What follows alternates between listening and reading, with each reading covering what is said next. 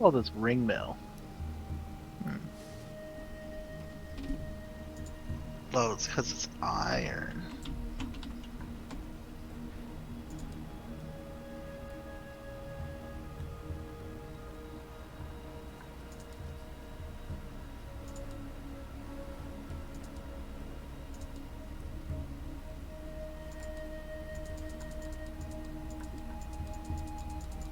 Whereabouts?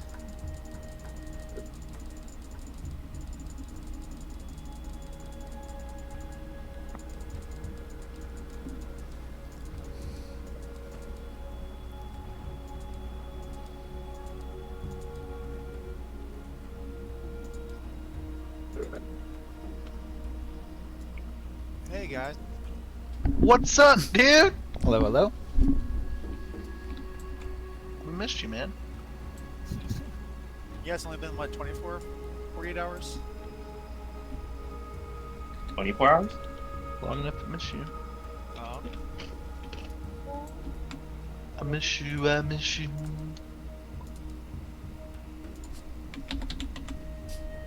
Oh shit, we're already floating over Black Spine? That was fast. Where are you? And I'm so sorry.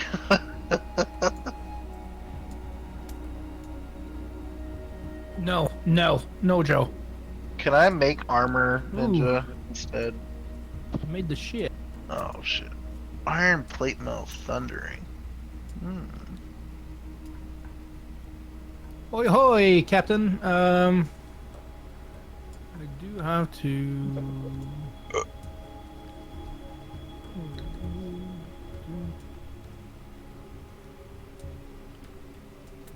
Here's the bag, Ninja.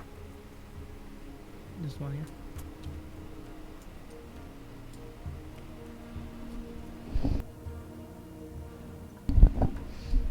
Alright.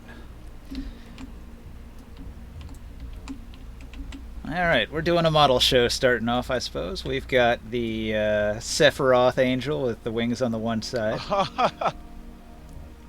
That's pretty cool. It's another one of him, huh? There's a bunch of him. ASMRs? Fallen ASMR sounds like. Yeah. Dwarf with a sword. I like his getup. Very cool. Dwarf with a sword. He looks legit. That's quite a hat. We gotta make some characters for these sea people, you know. Hey, if you'd like to. If you got the points to burn, it might be a fun exercise. Is this dude like in a bathtub? What's his deal? No, Hey, it's like I got a question, wooden Ninja. ship, a shit chip. I mean, it's Besides missing the back. money, besides the money from the party split at the end of the adventure, did Ulrich make any money? No. Got it. Are you kidding me? They cost money. Those things. He has 370 gold to play with. I don't think that's enough to make iron armor, is it? Hell no. Nah, it would cost a lot. A lot. This is like, I'm looking at this iron plate mail. It's like 675. Ah, here we go. This is one of my designs, the Crodlu Knight. It's looking But it is pretty enough. cool. It is enough money to actually make regular bronze armor. Oh.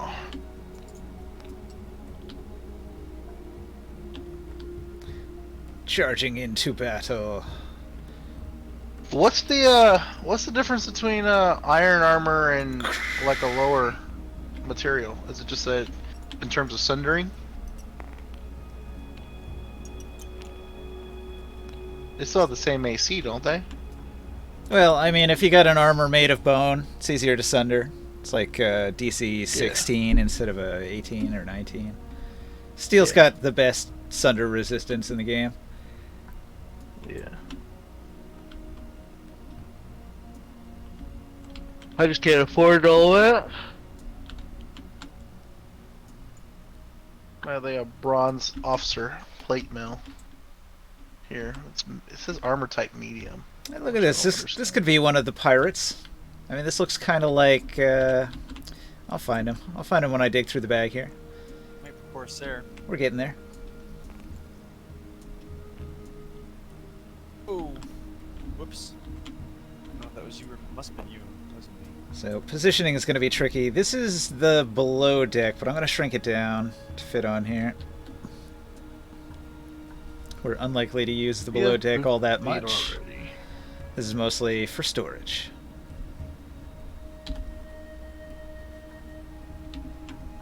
Gonna go into top down. I want to line these up just so. This one go here. And this one go here.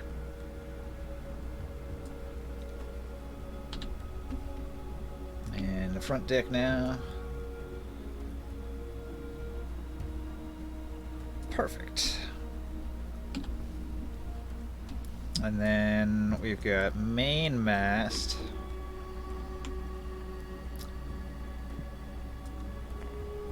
And we've got foremast.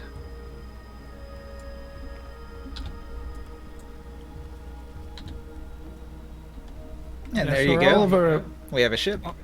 yeah, all of our sailors are archangels.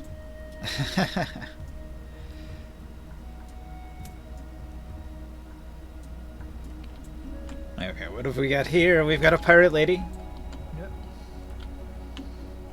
I have a couple other pirate characters, you know. Alright, here's another one of my designs. This is a iconic Dark Sun monster here. I'm gonna get that bronze ring mail, the one that's here. Yeah, okay. 333 gold. I'll take that off of her thing. Gotcha.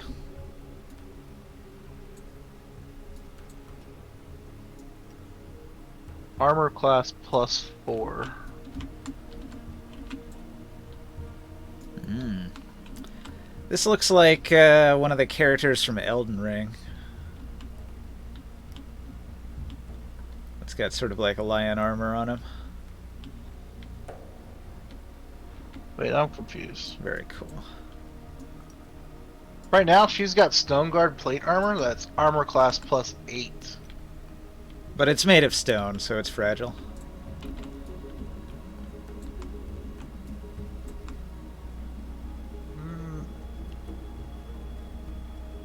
I'm confused. Very cool. Heracles. Oh.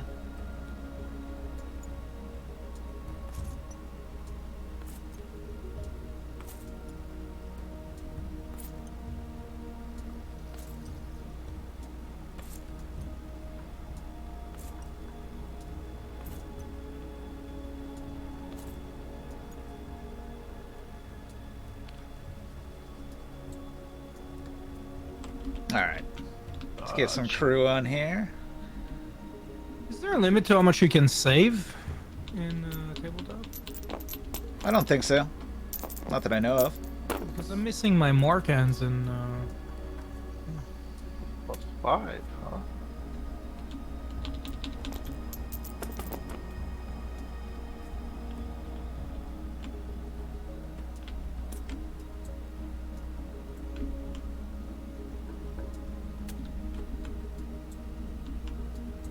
Okay. So, I want to roll back a little bit. You guys were progressing along this line towards your target. But let's roll it back and do this a little more granularly. So you set out from Tyr on day 1 of your travels. And you launched from the dock. You built an awesome dock, right? Mm-hmm. yeah. Alright, so you've got your tower. You've got all your rooms with all these people in them, and the party gathers, and you all walk out onto the deck of your ship, and here you meet your crew, which Sol has readied. Speaking of Sol, where's he at?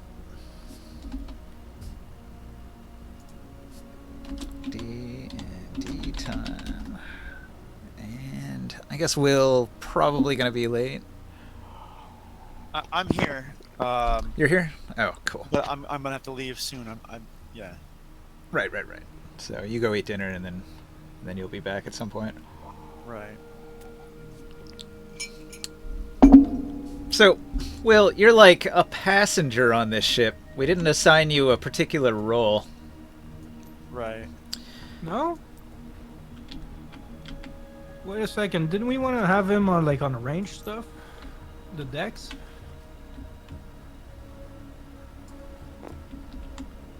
I guess you weren't there when we assigned the positions. Huh? Well, I mean, I figured I'd be running around trying to scout and stuff, or either the crows. There wasn't really a crow's nest I had mentioned. There is. Oh, But when it comes to fighting, do you want to shoot cannons? Well, not cannons, but you have the high decks. It helps. oh, for cannons? That okay, sure. I'll sneak attack with a cannon. Well, there are more ballistas and Right. yeah, another one. A rough thrower, whatever it is. I backstab with a ballista. That's the one.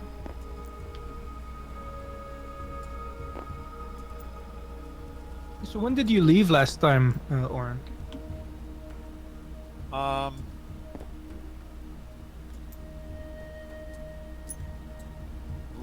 Like the session, or are we talking about the extra session we talked about? Last session. I thought. Till the Wait a end. minute. Wait a minute. No. This is, I think, the first time since. Shoot. Well, last week did we have a? We had Yeah, a we session did. last week. Yeah. Yeah, on Tuesday.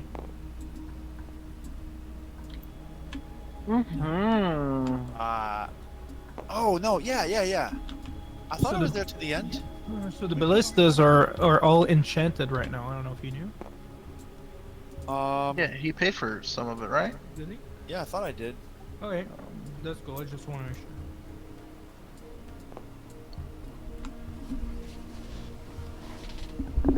All right. Where's everybody at on the ship here?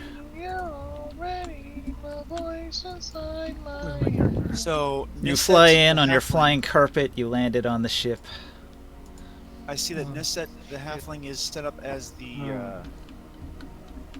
Going back to the list Where's the- here. Where's the wheel? So, Niskit is good at rigging and spotting and recon. He's got a good dex acrobatics. He's got a good whiz perception. He complains immediately that he needs a spyglass to do this job. Yeah, we're gonna buy him a magical spyglass. A magical one. Yeah. I'm trying to find. One that controls the weather. Yeah, there's an Orin right here. Actually, we do need something to help us control the weather. I put it on the ship. Well, Yeah, I saw that, but that's the only one, right? That's the one I'm supposed to have. What do you think? that's the one that's got like the 3 things in it. I'll make a copy over here so we don't lose it. Yeah, there's a couple Orin options. What do you got? You got Orin in his dark assassin garb, Orin in his prestige garb for when he's Oh yeah. Oh, nice. doing town stuff. Like you might be dressed like that right now instead. Yeah, being on the ship, you know, maybe. I like it. You got a couple options there. That's cool. All you gotta do is right click on it and then go to state and then 1, 2, 3. You Right can also click. just press 1, 2, or 3 on the keyboard. Ah, shoot. What do you think? Date. Oh, come on. Dang it. So I like your figurine. I think I'm gonna use this one for the bosun. Where am I? Oh, yeah? Oh, I'm an elemental. Well, we'll make more. I got the images, so we can make Cool. Joe, what do you think? I'm about an it? air elemental. Joe, you got points. Can I use any ballistas while an air elemental? What you talking about? Yeah, I mean you can slam with your fist, so you might as well have On the hero ability to force. activate a thing. But it is an intelligent siege weapon check, not like an attack roll. So Oh. as long as you Where can am think, I? you can still make the check. I think. Where Why am I? don't you- at? 12 Oh, intelligence as air elemental. You're too heavy. We got you in the net, like dangling under the ship. There's no space up here for. I man one of these siege weapons, don't I? Yes. crossbow. Where's the other siege weapon? The big one. It's in the back. No, it's right here. This is the mangonel. Okay. Oh. Oh, I see. This is the bigger one. Which I'll handle that. I got a more accurate image. You can see the mangonel the way it's got the beam, and it's got like a giant slingshot that throws a huge stone, and it snaps up and hits this pad, and it launches the stone. Wait, are we missing a ballista? There are 3. Oh, okay. Your ship We still gotta. Your Do ship we have has to build another one? your ship has points for this many weapons. So like this layout here is modular enough that you could have put them in a different arrangement. If you wish to build them in a different arrangement, you can move these around. What if? So you can see there's only have one options. weapon. Like you can move a mangonel to the sides, or you can move it to the front. So those are like 3 places you could put it, and then you've got 4 points where you could put these ballista. Ninja, I got a think question. The rear. This is the front with the ramming side. Yes, you don't have a ram currently, so you don't get any benefit. That's just for show. I And this got is the backup. I got a question, Ninja. Yeah. Can we get a bigger ship than this? You'd have to build it. Like, build it, yes, but is there like another class of ship that is bigger? We invented this thing. Okay, no, I know, but like this Oh, ship dang. allows us only like 3. Huh? We could add a 4th one, I guess, right? Like we just have to sacrifice weight. Looking in the book, I don't know. They give you this description here for this one ship. I think, So like, we if we have- wanted a bigger one, we'd have to totally engineer it ourselves. To create it, huh? Yeah. I like Or that. ship. Yeah, this ship is our destroyer, and then we got the battleship. No, I'm just saying, like we could sacrifice weight, right, to put another. No, I know, but Plus if on we here? if we wanted, we could have a battleship, and this ship is like our destroyer or something like that. So- You want a second ship, essentially. I arranged it like- this way so you could broadside, and then you've got a backup gun on the other side in case you're being attacked on both sides. Yeah, well, we could make this much bigger if we wanted to. It's like if you attack us, you attack 2 fucking flying ships. What are you trying to have like a fighter that takes Yeah. off? We're I have a fleet. Of Well, you've got ships. your magic flying carpet. Look, I think that the flying carpet is a lot more like that, like a fighter, or just like me flying off. See, that's one of the reasons why I was thinking about this process Okay. and about Can I just So- like grab Ward and fly with him so and then have him fireball me? If You're I a piece of sh- could be not a crew but a passenger, then I would be free to go ahead and do that without endangering ship efficiency. There might So, be, the- might be another role. The minimum there's a- crew is 20. You're more than welcome to do sailor stuff on the crew. It's just like they needed 20 to make the ship function, and there's a minimum threshold of 10 as a skeleton crew, so some people could go on like a boarding party and a couple people could die, and you'd still have enough to like barely handle the ship, but you want to have 20. So anybody above 20, like Ulrich and you, is like padding to make sure if some people die, you can still handle things. Right. Yeah, because you could be a boarder. You could lead a boarding of another ship. You know? Wait, Ulrich's gonna be a weapon pilot does master. recon too. doesn't have a spyglass? Wait. Oh wait. Well, you guys are setting up everything for the ship, so it's on you. So you hire Niskit, and he says, "Hey, this would be better with a spyglass. Do you got So one?" what's the price for a spyglass? 1,000 ceramic pieces. 10 gold, right? Yeah, Oh, we'll pay for it. I could have sworn you already had one. Yeah, I kind of thought we did too, but I don't remember. Ring set has one. Isn't that attached to a crossbow, or is that just a Yep. standalone Sounds spyglass? crossbow. Sounds crossbow. Is Ringside here? No, where's he at? You're like, we steal your crossbow.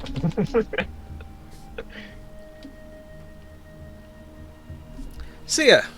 You're here, right? Yeah. What's up? What is up, my guy? You feeling better this week? Welcome, man. Yep, a lot better. Your voice sounds like a little more like yourself. A little more? Yeah, I mean, you still got like a little edge to it, like a little in your throat, you know? Nah, man, I think my boss just. All right. Let me get a figurine for you. We had him. Is my old figurine out there? It should be. I'm looking for it. Are we still doing the carpet bombing plan?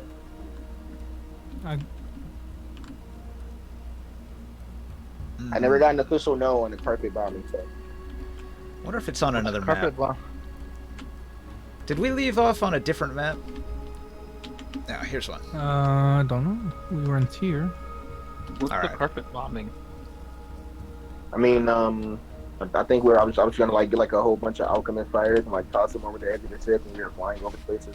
As like a combat strategy? No, Which place did you want to attack? preferably a place that had someone who might attack us. Fair enough. Sounds expensive. I mean, if you got the money. Let's see, how much is an alchemist fire? Like 50 CP? That's it. Oh man, I got plans I cannot discuss with you right now. What? Because the haters will sabotage me.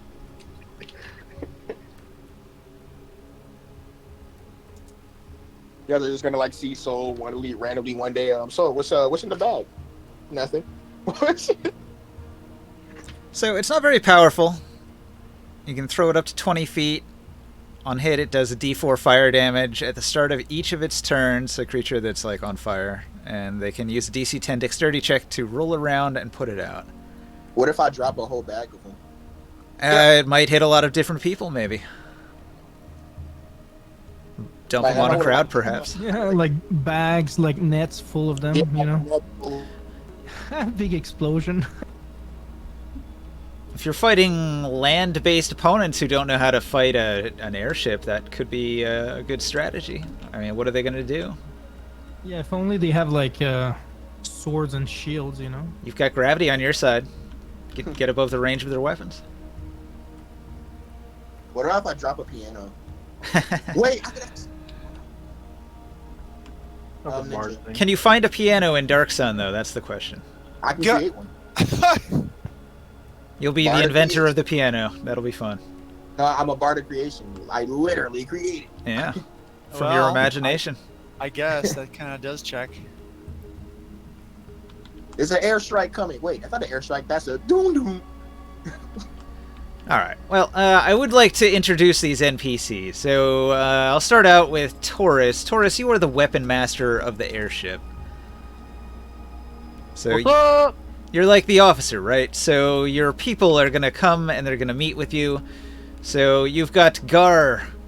Gar introduces himself to you, and he says he's lived a life as a bowyer. He can craft ballista, and he can repair ballista. And he's also a good siege engine engineer. So he'll be able to fire these weapons here. So he's got a +6 to do that. And he's got some big curly mustaches, and he's like kind of middle-aged, like 35. He's got a bunch of piercings, and he's wondering like what your plans are for different combat scenarios. He's going to sort of pick your brain to see if you're ready for different things. He seems kind of obsessed with being ready. Readiness. I can appreciate that. I'll discuss with him like as a soldier, as a former soldier. I'll discuss with him like different strategies that I've seen on the ground, and see how we can try to apply those to the air. No one's ever done this before. Mm. Okay, you're also met by Junithu. Junithu here is an elf.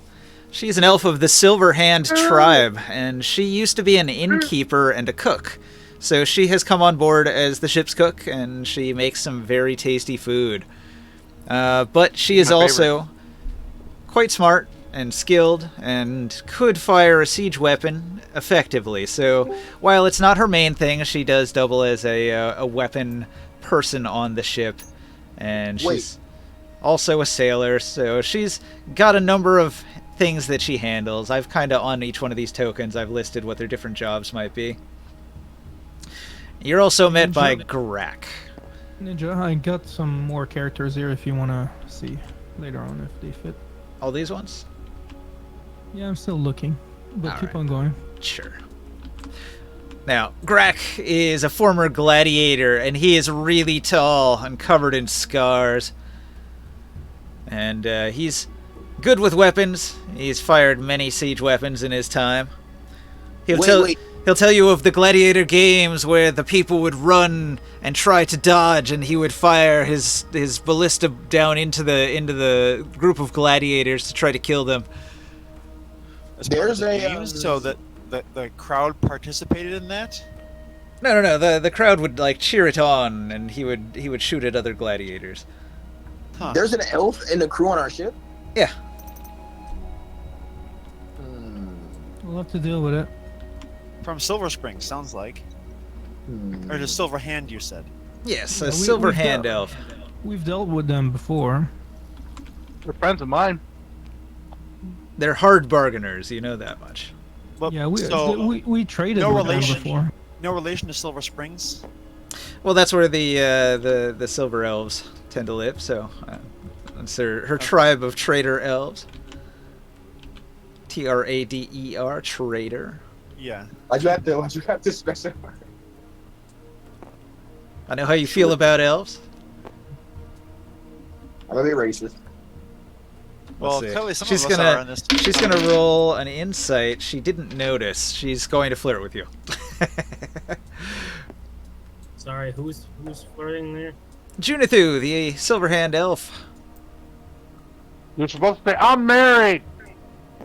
Right. Show her the ring. I'll talk to her when we first meet and talk about my dealings or our dealings with where's his name at? Toraman Silverhand. Ah. Oh, nice. So I'll tell him about the tapestry depicting the victory of the gladiator games. I'll throw that at Grak and be like, yeah, you should have seen this tapestry. It was huge because it was a large, well-made tapestry depicting the victory worth 250 CP, and I gave it to Tormund to remember me. And she's like, that was you? Oh, man. That is actually pretty cool. He nods in approval.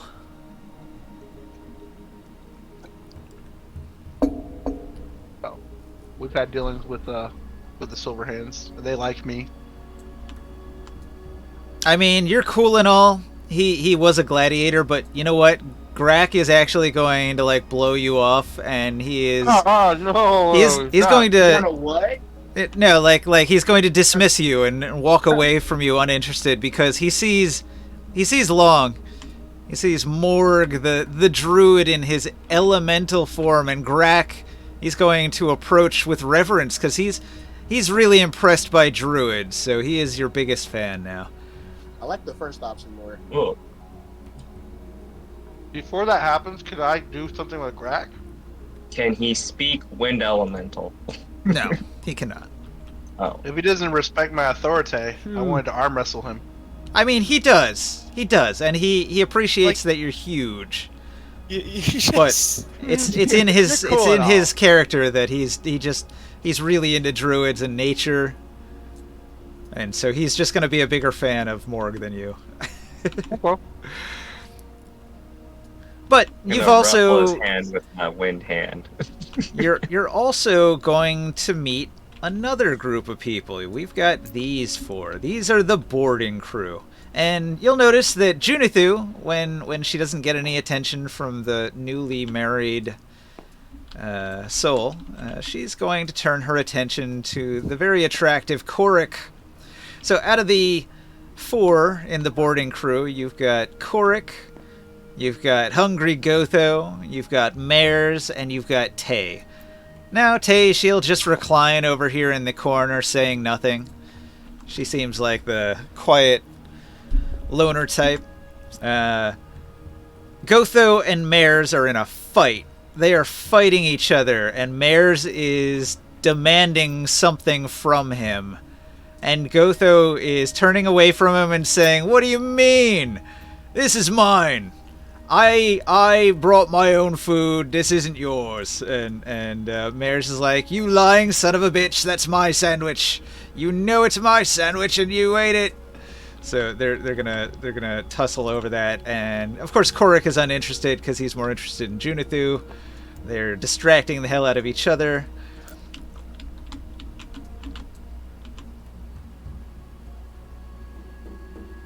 Can I walk over and snatch the sandwich?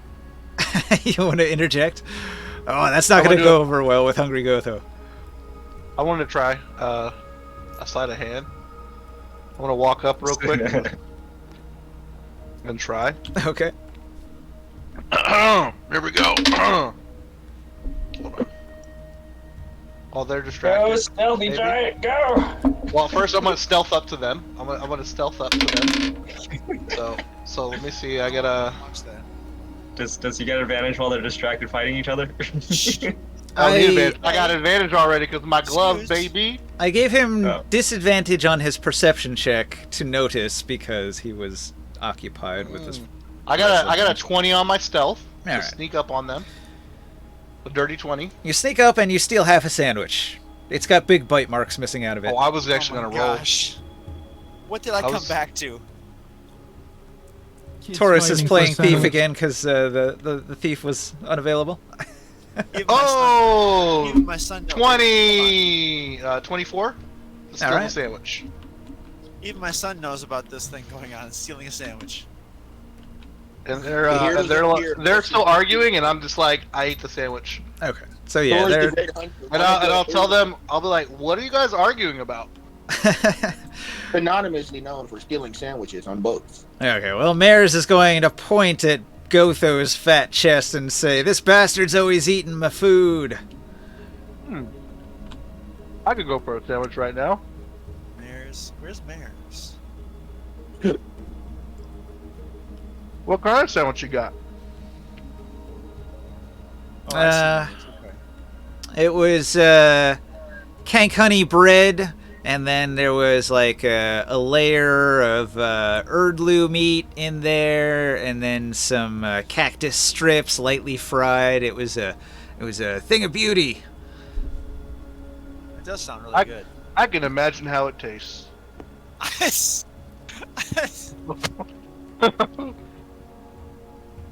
Okay. Next time, bring it up for everybody. Junithu will tell them to stop squabbling, and she'll go below decks and cook some more. So she goes down into Love the below you. deck area. Okay. Korik is going I'm gonna go to. with Junithu and see if she wants any help in the kitchen. I don't really know a whole lot about it, but I'm willing to learn. All right. You're gonna go visit the cook down in the hold. She's preparing some ingredients from what we have in the cargo hold of the ship. There are cank globules, tons and tons of cank globules. So she is pondering what y'all can do with cank globules for food. And Erdlu eggs. What the fuck is a cank globule? Erdlu eggs. You want to add that to the inventory? I've got Basically honey. a little bit of giant Erdlu glob egg. honey. So if we have wheat or things you can bake. It's bug food. I thought it was It's like honey. bug dig. I was hearing to say. It's honey. Wow. Okay. Jeez, it's basically honey. It's like I thought it was like chitlins. Like what can we do with a cake? Oh Like, my god. Never again in my life will I eat chitlins. You don't watch your chitlins? Oh, we tried. The whole house still smelled like ass. So, Chris, Yes. you have gone directly to where the captain should be, like on the upper front deck with all the main thinking officers of the ship here. So Yep. when you get up here, you're going to meet several people. You've got the bosun, Portinx. She is the deck boss, and she bosses people around, and she's very authoritative and convincing and persuasive, so she gets her way. So watch out for her. She will carry orders from the captain down to the crew, so she's sort of your liaison with them. If you have orders, tell her, and she'll pass it along to them. Okay. She'll Where's point... Where's the wheel? In this building here. So there's a door in between the stairs here, and then you can come up onto the upper deck here to observe. But if you wanted to pilot the ship, you do it from inside, and there's like a window on the front. So I guess I'm the one behind the wheel. Yep, you would go inside. You could count yourself as inside the building when you're up here, probably. And then you're gonna meet Raka. And Raka, he's got the most important job on the ship. He makes the grog. Oh, jeez. Hey. Raka is the Now- brewmaster, and he's very, very old. Well, Actually, I should probably spend a lot of time with Graka because I want to have the Kank mead being made. Yeah, he could help you with that. So Raka, he's an Or I 80. could help him. He's an 80-year-old man, but you'd never think he's a day over 65, maybe, because he is actually a monk. A quite skilled monk, like one of the most skilled members of the crew, you might say, and so he's sort of got a higher position here. He's an important member of the crew. Who did I meet in my carousing activities, G? So he's a veteran sailor. So he's old, but he knows a lot about running a ship. So he can use his information to pass that along to the crew. So his name is running Braka? a ship. I thought these ships don't exist until now. His name is Raka, and he is a sailor of other ships, like land-based silt ships. Oh, like mechalots and stuff. Not mechalots, but they have silt skimmers and things like that are like a ship that goes across the silt. Oh, Yeah, so, but I was saying like a I'm mechalot kinda- has I'm kinda- big crews and stuff like that. Nice. So maybe he. Oh, never mind. can I It's ask more Raka like a one boat, question? though, and the silt skimmer is the best analog for a boat. Okay, buddy. Got it. So- Raka, I have something for you. Be right Yeah. up, buddy. I give him. I tell him to make his brew using the magical pot that I have. And I explain him how it works. So when the crew gets a drink in the evening, it protects them against the cold. Ah, I have a okay. question. What's your question? Why are we on this ship? We're going between places. Because it's our ship. We own it, and it's the fastest way to travel without being attacked by giants and sand raiders and shit on the ground. You guys spent a year getting this cool upgrade. The carpet was great, but now you've got an airship. I'm very grateful, but I meant where are we going? Are we just like touring the ship now that it's done, or are we going somewhere with it? Headed to Oh, Guisanel. we're going east. Oh, Here. that's right. We aren't going all the way. We left to east. here and we're going to Guisanel. If you're looking on the stream, I have got a big red line leading from Tyr to the destination about 10 days away. Okay, why are we going there for? Like 10 days. What are we doing 10 days? It's a long way. I thought Guisanel was like Very by far. Nibene. Yeah, which Nibene is far away from Tyr. Nibene is like 10 days by ground travel. I thought this was to make everything faster. Well, I mean, you avoid a lot of encounters, but it's not too much faster. All right, think I gotta so, get no. going. I'll be talking to you guys. All right, eat fast. Okay. See you soon.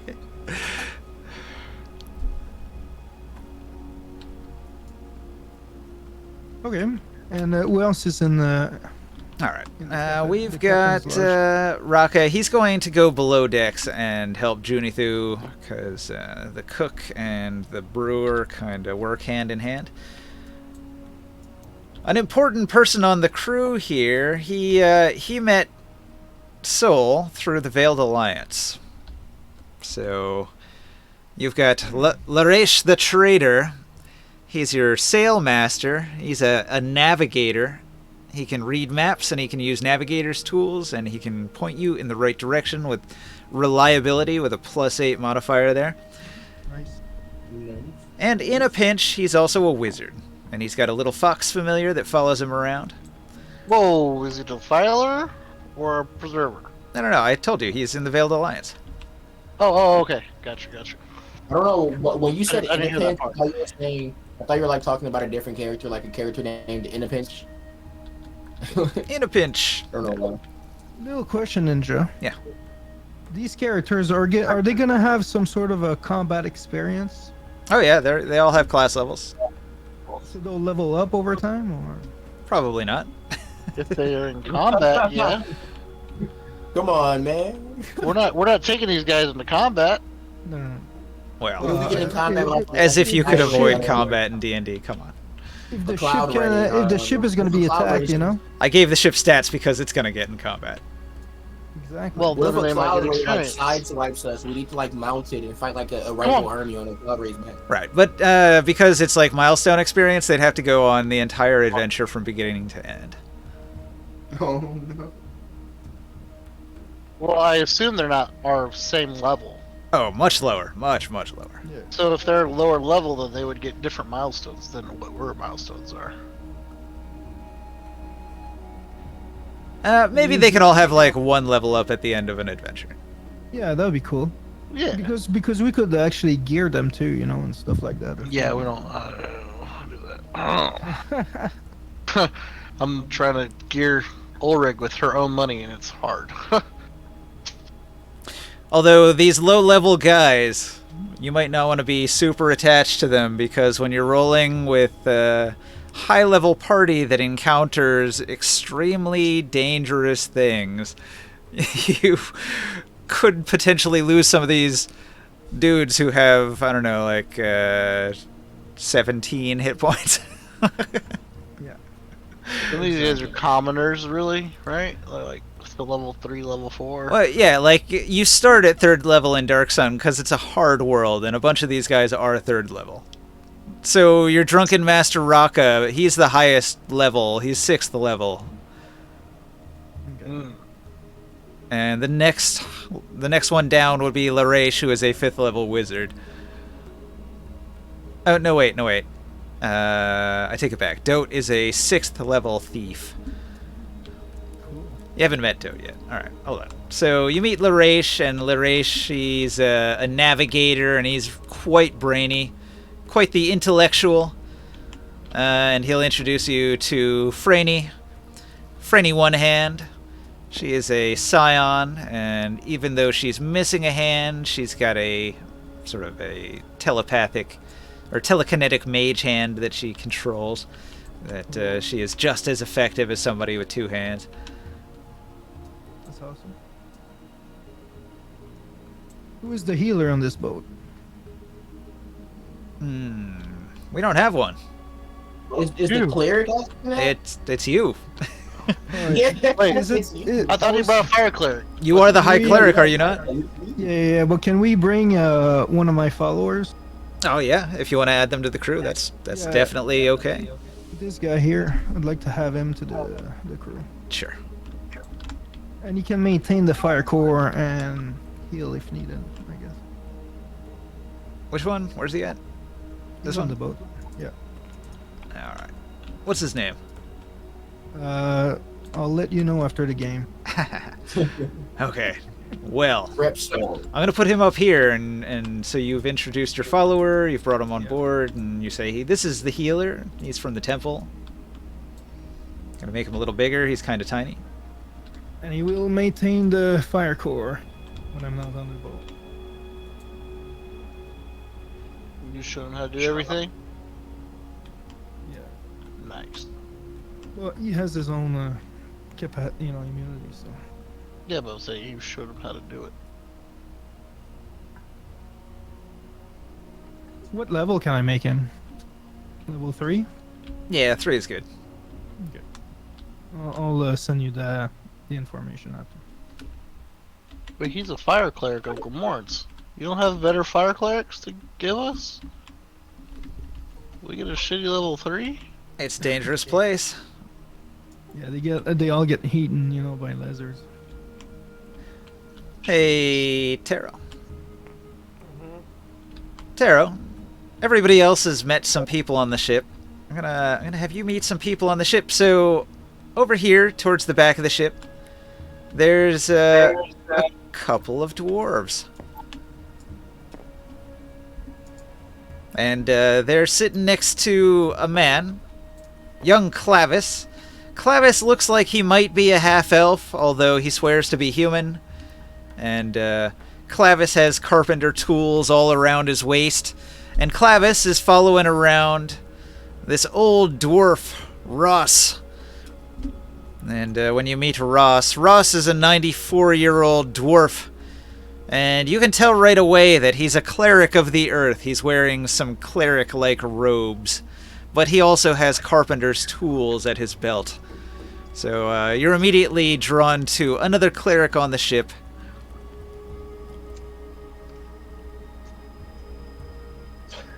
And you'll see that this cleric of the earth is standing next to another dwarf who is smaller and much dirtier. They're a good pair, right? A cleric of the earth and the dirtiest dwarf you've ever seen. He's just covered in earth and dust and silt and sand. Is there like a bath on this? There is not a bath on the ship. Is this an elemental or what? No. I'm gonna go up to the door. If I turn into a water elemental, can I just like run through people and clean them? Yeah, you could.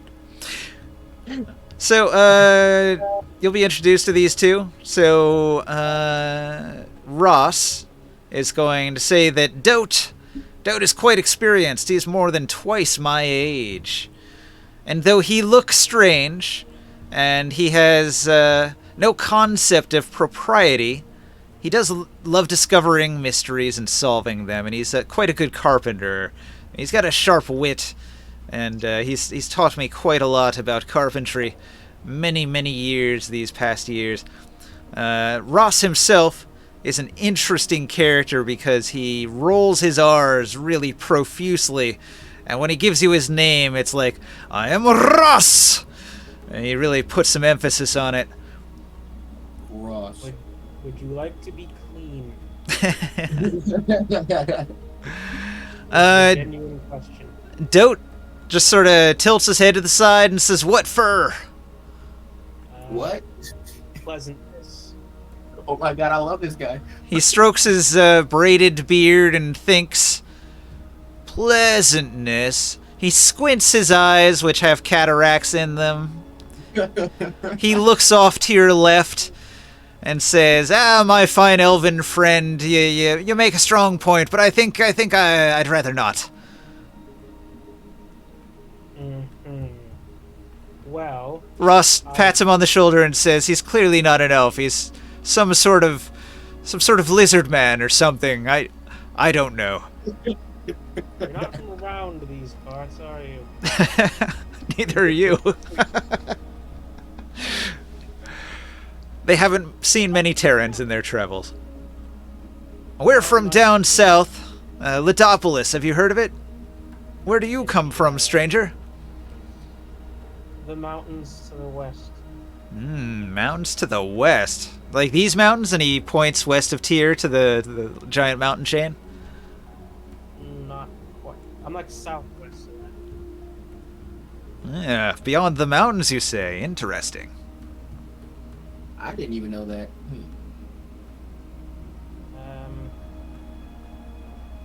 I was gonna say something, and then I forgot. You have to ask more questions. Ross is going to ask you what you bring to the ship. I love to keep a tight inventory of all the belongings on the ship. It's a quirk of mine. I really feel unsettled if I don't know down to the last digit of what everything we have is.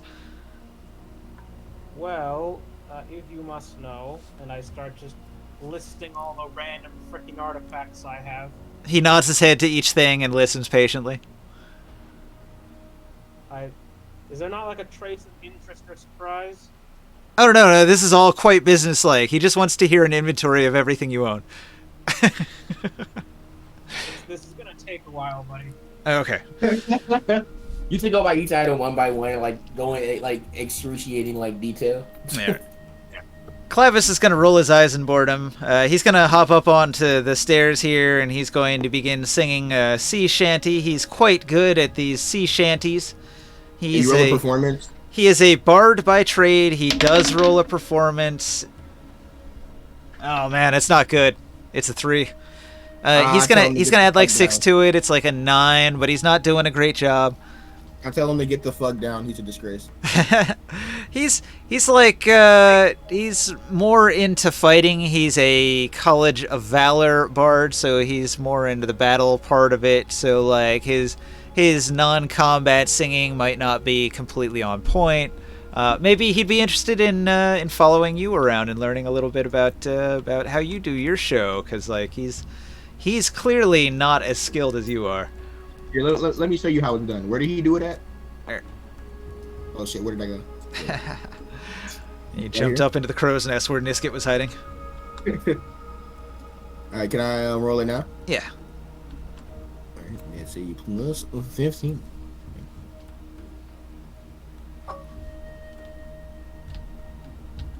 Is it 4? I think it's plus 14.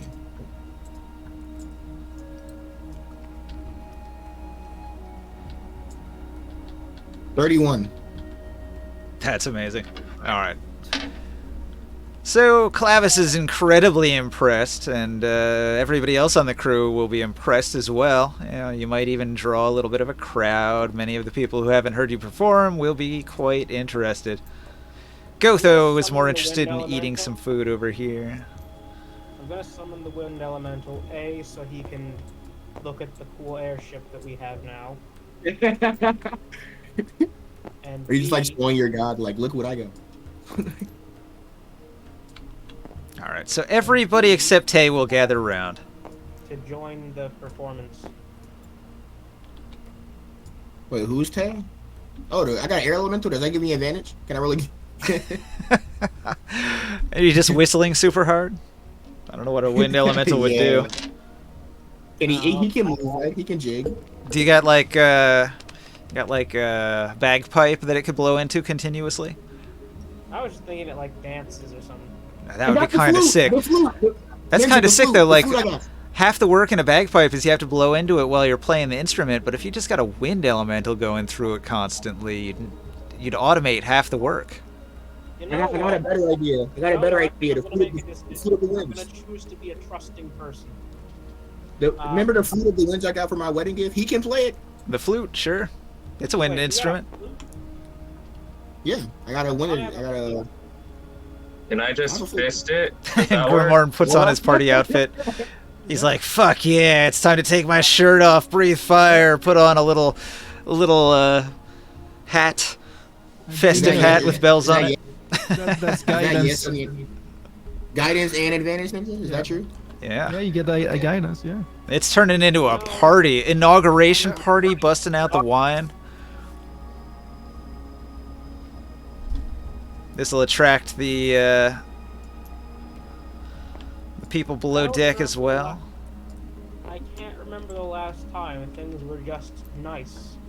I fly up to the crow's 33. nest Hold and on. I pick up Nisus, the halfling, and I bring him down to the rest of the group.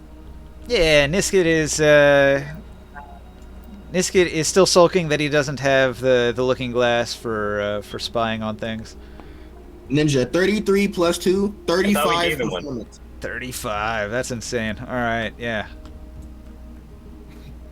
Everybody parties down. Didn't Chris, didn't you say you bought a spyglass for Niset? But we'll buy one if we don't have one. Well, there was a question. Hey, Taro, check your inventory. Do you have a spyglass on you? Let's see. I think we got one recently, like not too long Someone ago. else took the spyglass for some purpose or other. Wait, no, wait, I have the eyeglass of secrets, Nah, that's not it. Do you think maybe Will has it? Will might have it. probably. Yeah. There's also the sun amulet, but I'm pretty sure I gave that to the sun person. You're talking about the leading tier. Did we sell or keep the? I remember I had an item and then I gave it to the group. I don't know if we sold it, but I had like an eagle eye thing that gives you advantage on perception checks and like lets you see basically really far away. Yeah, I Like, have that. I took it. Oh, you do? Yeah. Could that substitute a spyglass, or do we need an actual spyglass? In conditions of clear visibility, you can make out the details of even extremely distant creatures and objects as small as 2 feet across. I think. Yeah, that would sounds work, I like think. Yeah. It is an attunement item though, so it needs to be someone's job to use it. Yeah, we have a Yeah, navigator. that's literally his job. Navigate. All right, give it to him. Wait, whose job is this? Nisets? Niskit, He's the recon person. Niskit the halfling climbs up into the rigging, up into the crow's nest, and he does all the spying from high up. All right, I entrust you with this sacred object, Biscuit. Biscuit. Does he have anything to say about that? Could you post the specs of it in the chat for me so I can copy paste it?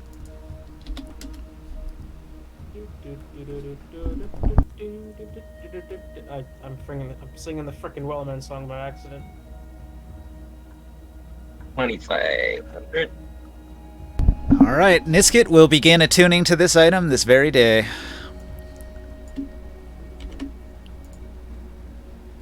I like this little community. I like this community we've built on this flying ship. Yeah. We gotta keep them alive.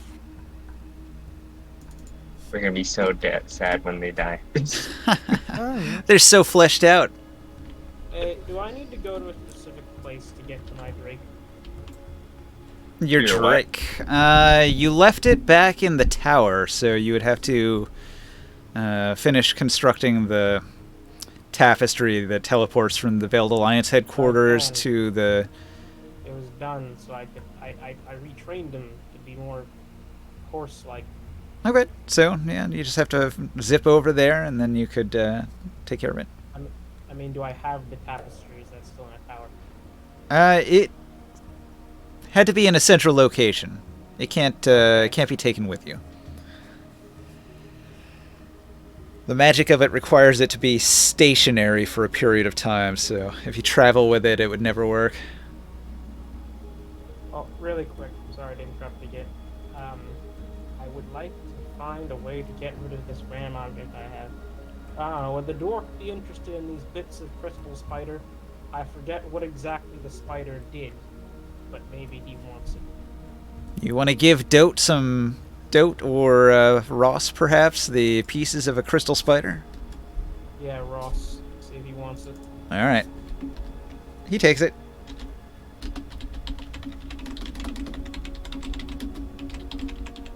Didn't Ringside add like extra Pterax over the year? Oh yeah, I tamed a bunch of them, like 30. And just gave them 30? to people I Yikes. like. Do you want to bring any of them with you? They could be flying around the ship, you know? They could go down into the cargo hold. Sure, let's go with 5. You want to bring 5 of them? Yeah. Not Omen though. He served his time. He gets to stay home. Okay, okay. So are they capable of like hunting birds and stuff like that? Yeah. Don't mess with them though. They have permission to smack anyone who's being a jerk. I'm saying that we could use them to, feed themselves that way. Alright, this is going to use up a lot of our cargo hold. Yeah. Do we need 5?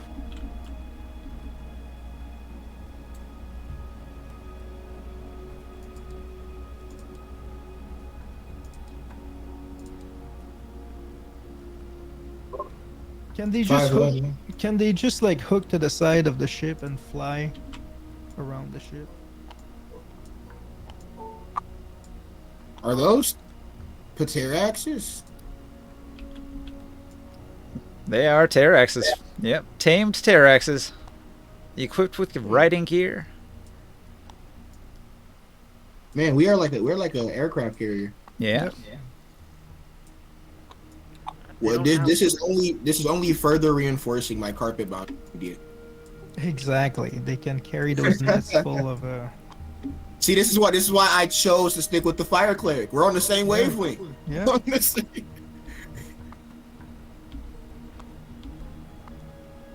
We got this, man.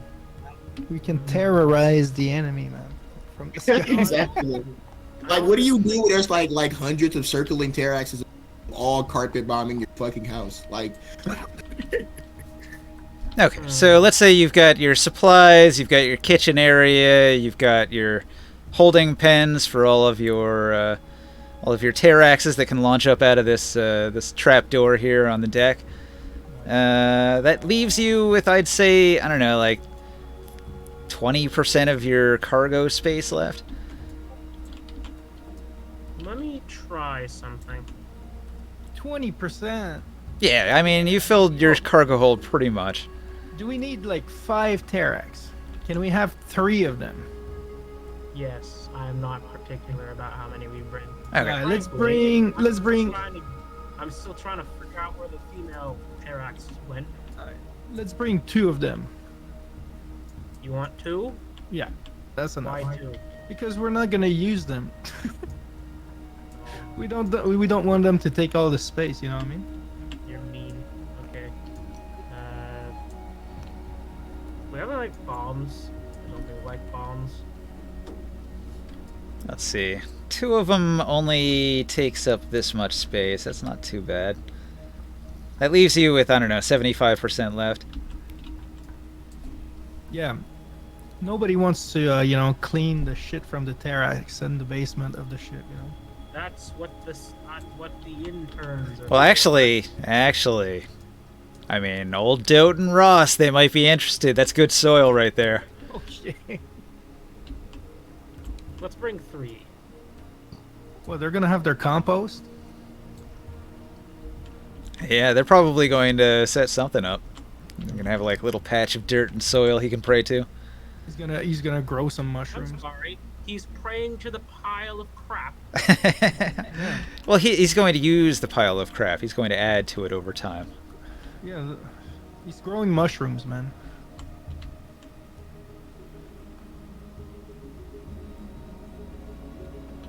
So this image of Gar here is cool, but I think I'm going to swap that out for one of these figurines here.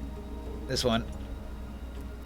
So I copy that information over. Gar the Bowyer. Here. Hey, are we still level 13? Yeah. Yeah, Oh. we just turned 13. And this is the start of your new adventure. Oh, alright. But this adventure makes us level like 3 levels.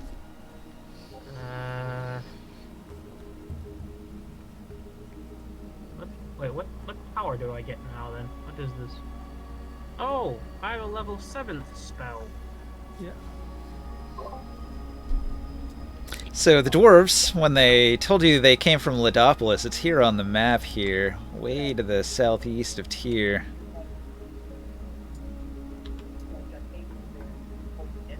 You have some good options, level 7. I've not checked yet. Hold on. You're a sorcerer? Yeah. That's cool. Not sure if I need just damage right now though. Well, there's the dragon transformation spell sitting here. What, you become a dragon? Become dragon-like. Oh hey, it's Dream of the Blue Veil, where I experience another world like Eberron or Faerun. Eberron. I love Eberron. Shame I can't use it. Yeah. Oh, The ninja artifacts still not allowed if we have the giant airship. Correct. Yeah, Artificer is kind of weird for this setting. Okay, so we gotta talk about this. We need to be able to control the weather better. at some point. Yeah. When you set out, the weather is immediately bad. Like, really incredibly bad. The DCs on all your sailing checks are going to be +3. I So have if a anybody question. can do anything about that, you might want to. Can I roll a bardic? Can I give bardic inspiration to the crew for my performance? It would help. No, but don't you you have control weather around our ship Oh yeah, I can just for do an that. hour? Yeah. Yeah. Wait, but it's in a certain radius. Does the radius follow like center on me, or is it just in the area I cast it at? It affects the whole area, I think, if it's control weather. And is it like centered on me and the effect moves, or does it just? No, I think you're moving through the area and the whole area is affected. Yeah, control weather only goes about 5 miles. Are we heading somewhere within 5 miles? No. Then yeah, it'd probably be pointless. I have a question. If I use plane shift, where can I go? You can go to the gray. You can go to the shadow, like the deep black. And could you go in the elementals? The elemental planes, there's 4 of those. The para-elemental planes might count too if you want to go to like the plane of silt or the plane of steam. No thanks. So, what's at the Shadow Realm? Are there like people there? There are shadow giants that will kill and eat you. Why? Because Because- it's hell. It's like the worst place to be. How does eating me help? I could just remove them. Shadow giant's pretty powerful, actually. They might get you if Especially there's a lot of them. In their own realm.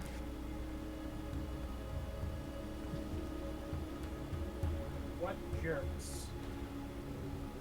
So, I'm gonna say control weather will definitely help. Like, imagine you're taking off for the first time in an airship, and the weather is bad. If you can do something about that, even if it's only the 5 miles around where you're launching the ship, it still helps when you have to make the roll. Yeah. Yeah, if it goes bad, like it gets close to or it gets bad, then we can activate it, you know, and that saves us from whatever we're going through. Right now it's stormy. If you could reduce that to a mere gale, it would really help. Are you gonna burn the spell slot? It's like a once a day item thing, right? I think so. Or is it charges? Are you talking about the harp? Yeah. Or the control weather? So it's either Yeah, so, it's either once a you using your harp or Tara would have to cast it. I think Tara can get a spell slot back, right? Tara, I'm sorry for casting what? control weather, I have control winds. control winds. Hmm. What's the difference? He One controls the control wind, direction one of the control wind. weather. Well, yeah, I'll use the control weather then. All right. Control winds is 5th level instead of 8th level, and it only controls air in a 100-foot cube that you can see. So is it a charge, or is it a spell that you can recast? I think it's just a once a day Not sure on that. on the Anstruth harp or something. I'm not sure on that. I think it might be adding like the spell to his list. Can you check, Sia?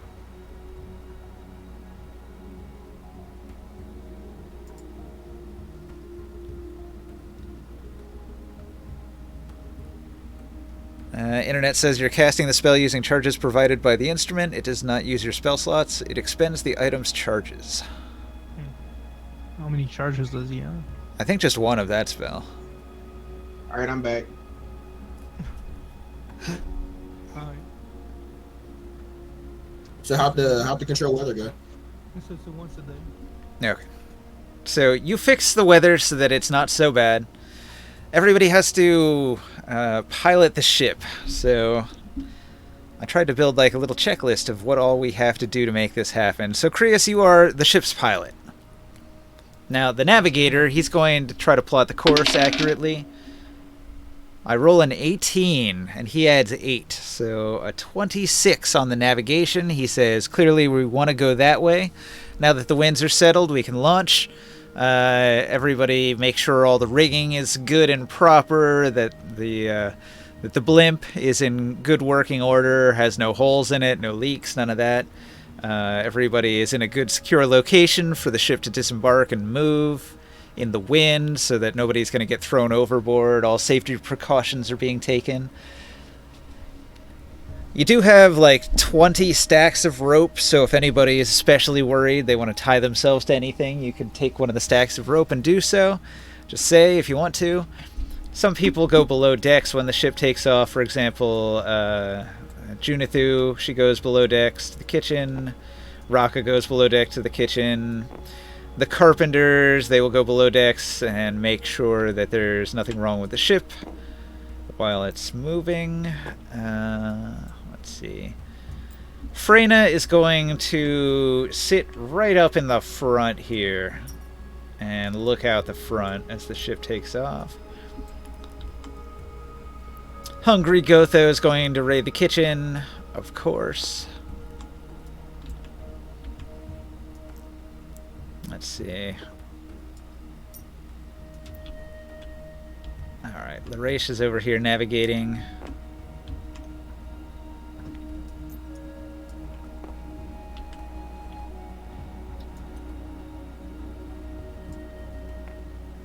We've got Gar, we've got Korik, we've got Grak up in the rigging. We got Mares also attending to the sailing part. Let's see, Tay, she's going to go up into the rigging as well.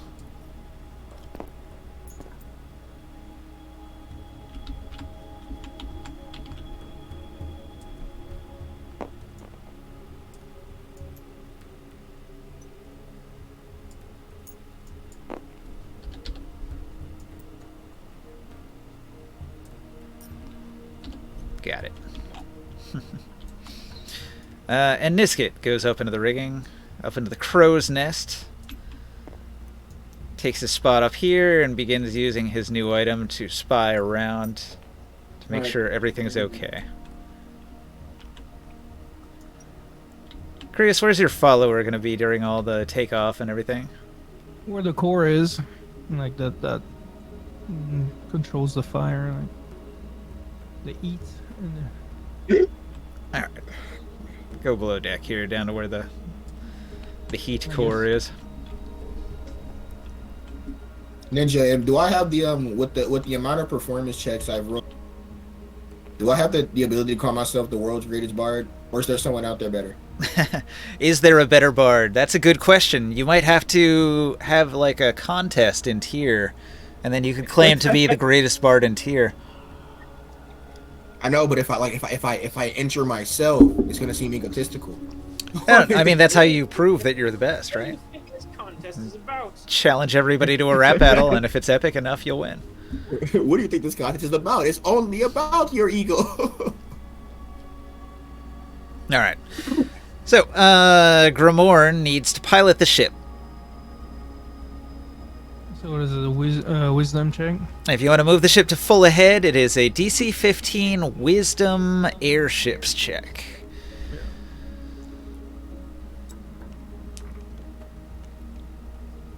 I had to roll a 1. Brutal. You missed it by 4. So you don't get any added speed. The ship will move at its regular pace.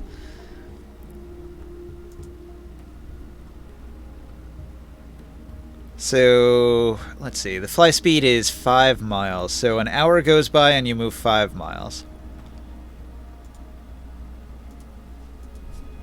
Do we do that every time, like a roll?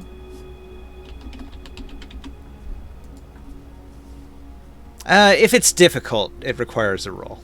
Like the takeoff required a roll. I'll blame it on the alcohol in the party. There's some stuff that's free, like going up and going down doesn't cost anything. If you're trying to close with a particular point of interest or an enemy, that's a DC 15. Backing off is a DC 15. Getting alongside another vehicle would be a 20, or like landing at the dock would be a 20. If there's like an opposed thing that you're up against and you want to like take evasive maneuvers compared to it, that's an opposed roll. And then there's some things you can do against the other pilot that are called the make way option, and those are opposed as well. So some things will require a check. And then people can do things as well. There's personal actions, so if you'd like to do anything to improve the ship, individuals can do certain things. Like if you are a bard, you could try, there's a ballad that you can do that improves the crew's attack rolls, armor class, and saves. Like, that's something you'd save for battle. You could do... guidance. I could have put guidance on my roll, huh? Yeah, you could have put guidance on your roll. Damn it. Bards and others on the ship could try to boost morale among the crew. If you give the crew a +1 morale boost and things go badly in combat, that could help. Before combat, some of the dwarves, they might go down and look around as like a damage control check. Once every 4 rounds, they can check to see if there's like anything wrong with the ship or anything they can improve, and they can give the ship temp HP equal to the wisdom modifier of Ross, who's a cleric. So he's adding 4. So that's gonna move the ship's temp HP up to 4. A nice little boost. Okay. Let's see, what else can people do? So you gotta sing, man. See ya? Portinx, the deck boss, is going to try to hustle the crew. Once every 4 rounds, she's going to shout at them and try to persuade them to work harder. And that'll speed them up. It speeds up loading times on weapons, so everybody's going to get busy loading the weapons. When the mangonel has to be loaded, it requires 15 people to load it.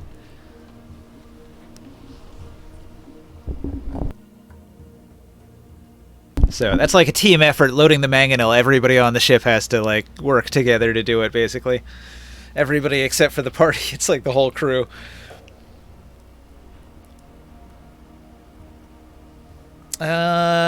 During combat, you can do like a ready aim fire kind of move.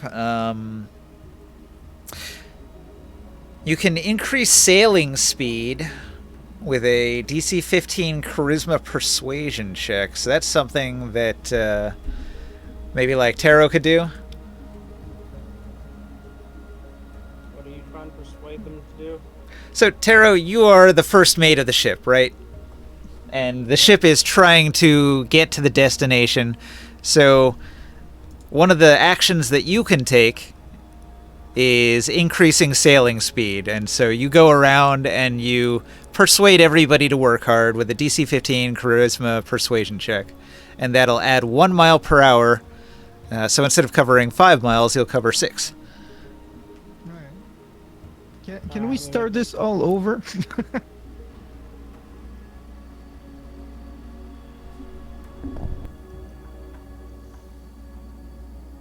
So we can do that as we go, huh? I mean, technically you can do that like every 10 minutes. Okay. And it's not very hard, and he's got like a plus 14. So he can't really fail it. So basically it's just like if he goes around and does that as his job, you'll always get the +1 to your movement speed.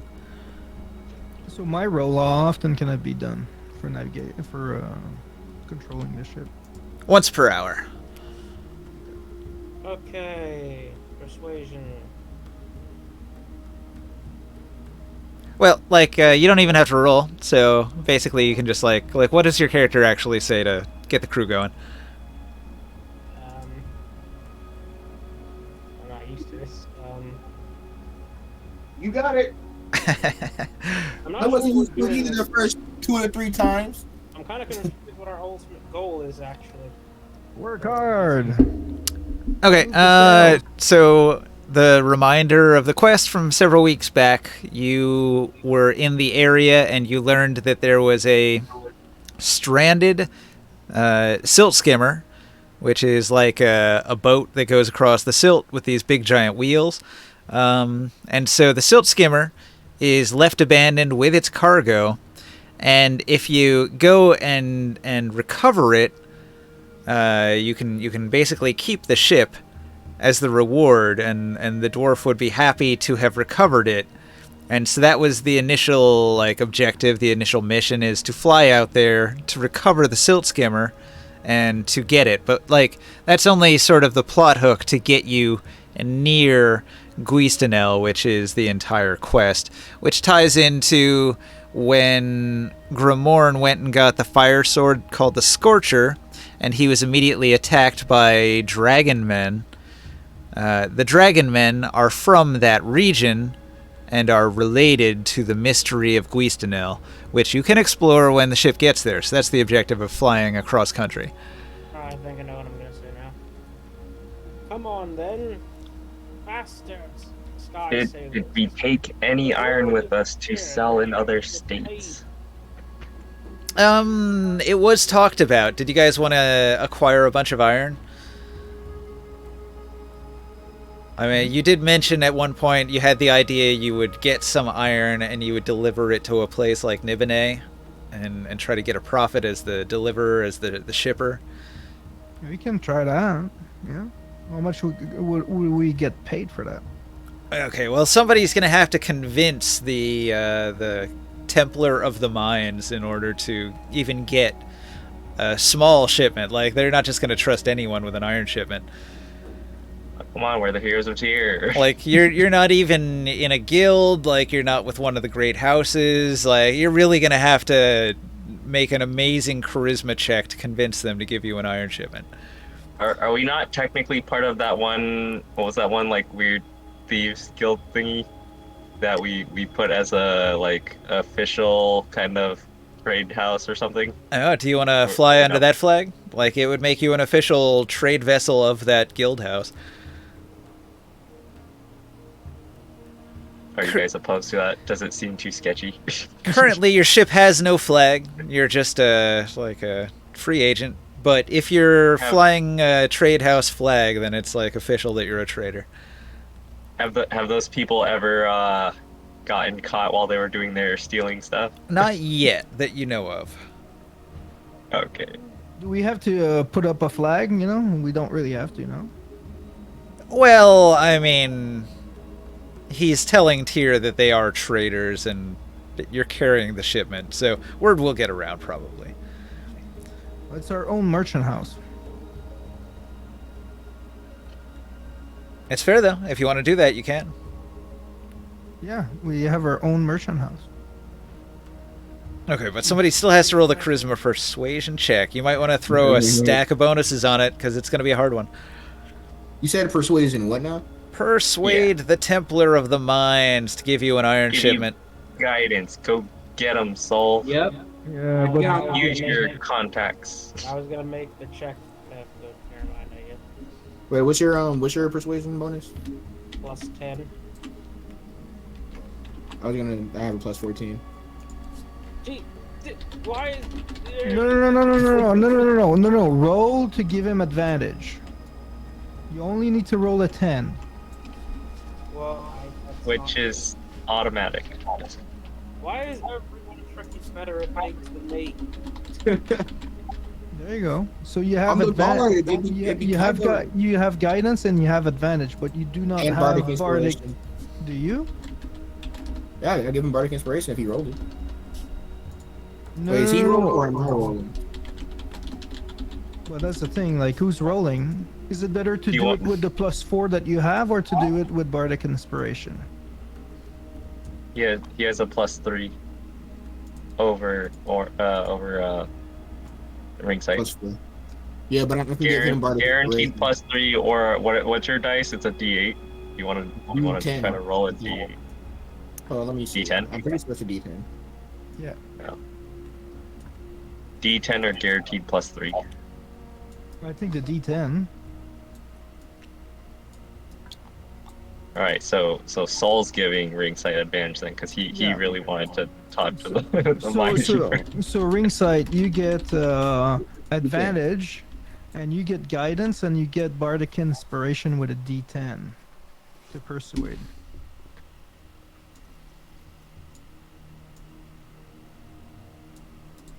Taro. Mm-hmm. Yeah, I think he's just typing.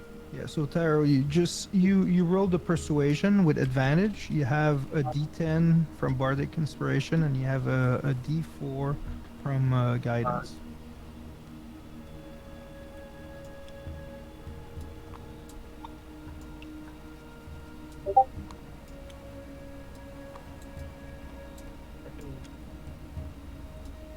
Or the other D10. guidance and what?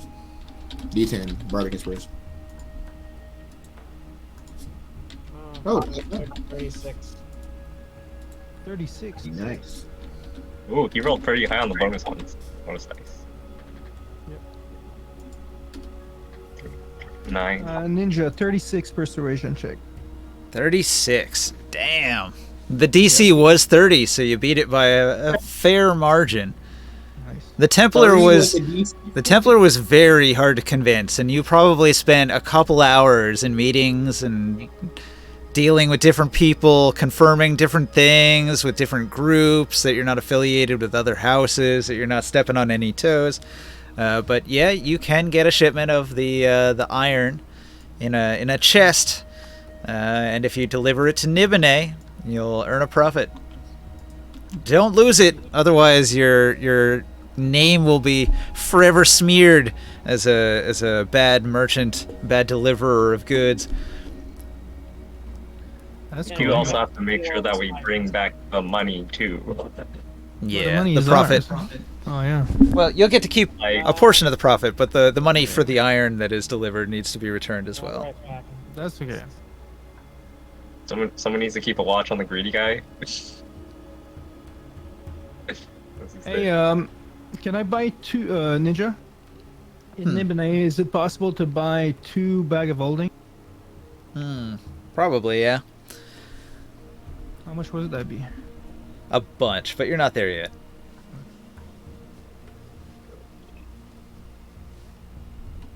Try to label a bunch of these barrels so you get your ropes, you've got your wood, you've got your canvas, you've got a bunch of cant globules, you've got your ton of water. Giant ass goofy barrel. I did a bunch of research on how much a ton would weigh. A lot. 2,000 pounds. Yeah, basically. But I mean, like, the barrel. Like, if you took all the thousands of pounds of water out of the ton of water, how much would this container weigh? That was the burning question that I had to figure out. Oh, like just the big barrel itself. Yeah, just the barrel. I think Joe determined it was like 120 pounds. Damn.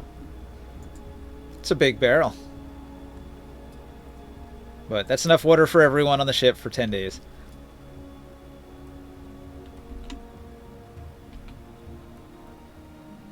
Alright, so you all are traveling. You've got your shipment of iron below decks there. Your Terraxes are squabbling. The wind has died down. You're making good progress. You cover a bunch of miles. Grimorn, if you want to do another pilot check. With guidance. Can I get a bardic inspiration? Yeah.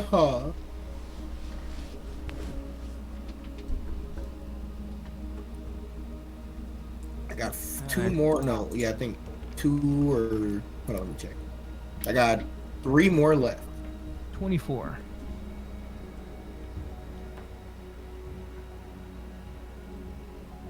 Okay.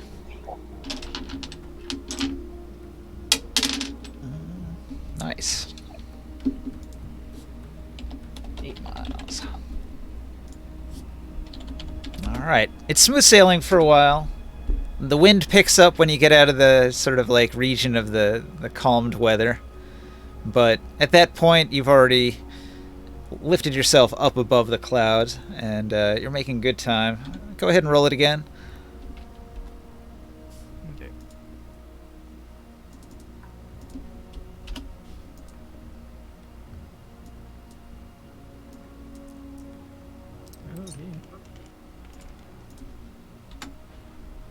22. 22. Nice. All right.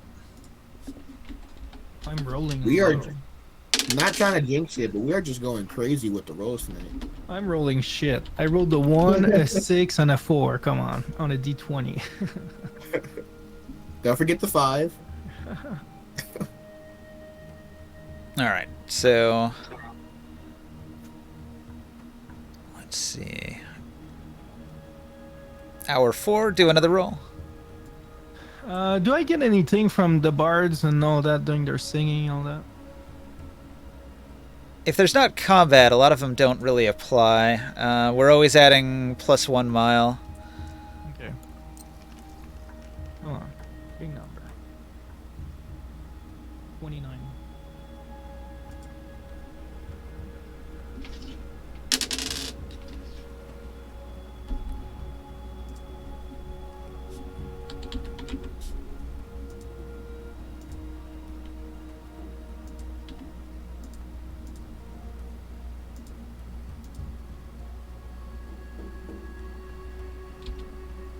Ninja. All right. Totaling up some numbers.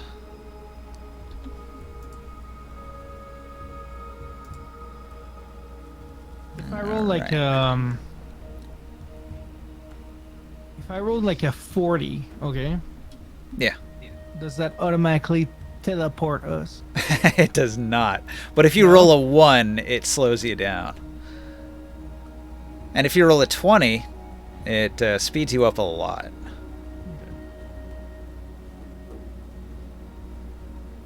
So it depends on if the winds are fighting you or not and how good you can pilot. So that was hour 4. You cover 7 miles during hour 4. And the weather's pretty intense, but it's coming from behind and it's actually making you go quite quick.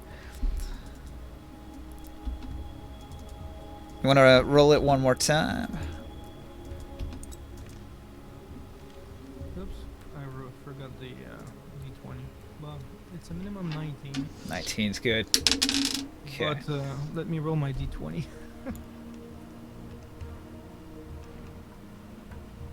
4, so 23. You see, like I can't roll over 10. I see what you mean. You're getting fucked. All right.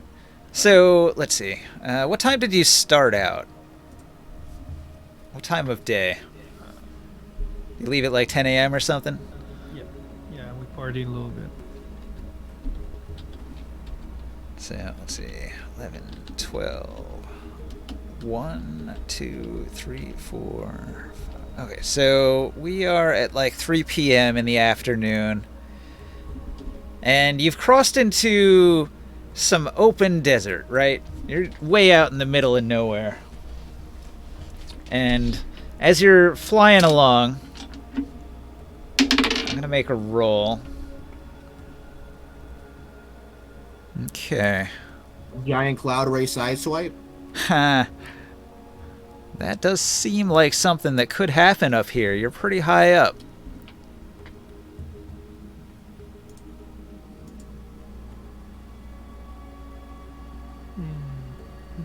Let's hope that this guy with a spyglass knows what he's looking for. All right.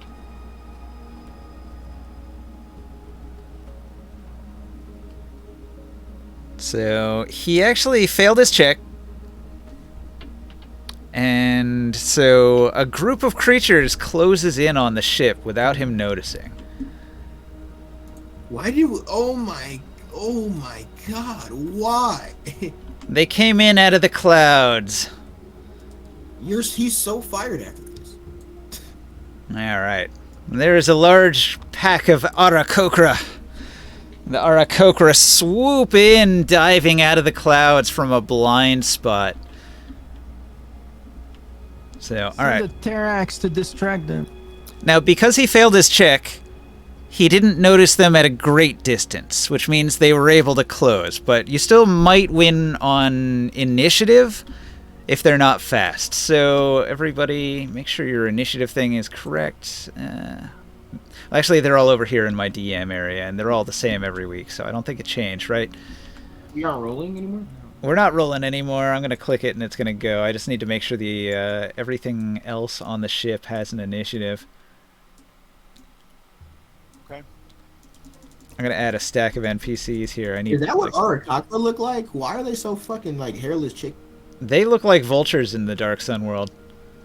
Are they a playable race? Have you seen the Dark Crystal? They look exactly like the Skeksis. Oh my gosh. Only they're like a freaky Skeksis where their wings have hands on the ends of them. That's Wow. cool. Can I play one? Are they playable? Yeah. It's Oh, one of the man. races you can play. I know my next character. All right, But Soul's so never gonna die because he's too cool. Isn't that right? Isn't that right, GM? poor Tinks. Let's hope not. Okay, poor Tinks. I should have done this earlier. I forgot to set this up. Larish. Let's see. Larish, he's not going to have a modifier. He's a slow wizard. Yeah, maybe I'll give him a +1. Who else we got? Niskit. Niskit gets +5. Dote.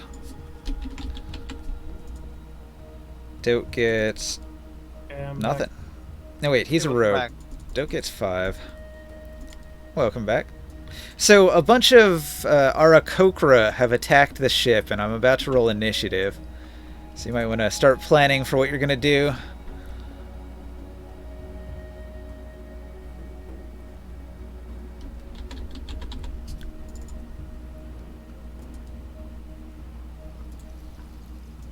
Alright, Korik. Mares. Mares is not a dexterous guy. Junithu. Yeah, she has kind of normal stats. She's not real adventurous. Clavis. He's also not impressive in the initiative score. Well, no, wait. He's a Bard of Valor. I'll give him 2.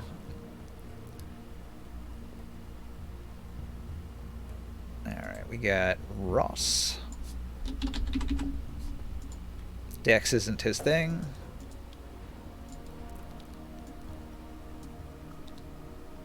We got Gar. Gar the Bowyer. Dex is his thing. He's got 3. Grak. Grak's got a whole lot of nothing. Dex is not his thing. Gotho, also a whole lot of nothing. He might even have a negative score because he's so big and rotund. Can I do a negative score on this? Alright, it was just lagging. Alright. Frayne and Tay.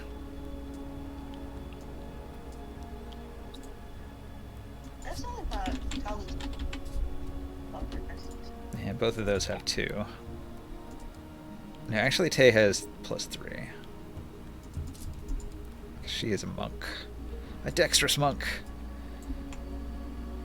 And last but not least, we got 1 token for the Horde of Arakokra. Who's that one in the center? That is the Arakokra Scion Chief. So the leader of the tribe of Arakokra, he has powerful psionic abilities. He acts as the shaman of his group. He doesn't look like he has skin cancer. He also has arms, unlike them. I talked to. Wait. Eric Cochran have arms? Well, so like the Dark Sun ones, they have hands on the ends of their wings.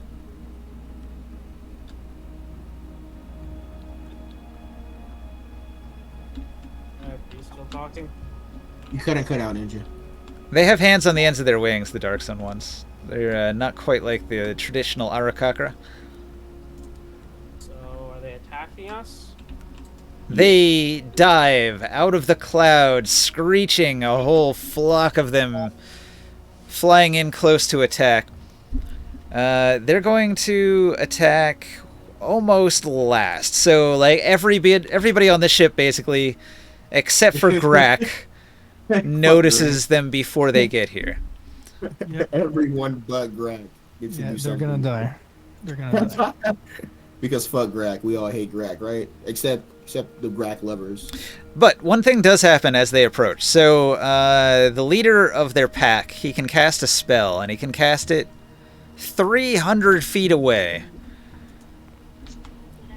So you guys are going to get hit by a spell from a distance before any of this happens. So Can I counterspell it? So like the very first thing that happens is a spell lands here. Do you want to try to counterspell it? No, I was joking. Yeah, I don't have counterspell. All right. No tattoos? Too much money. They are Which normally expensive. isn't a problem, but yeah, laser. A lot more expensive than I thought it would be.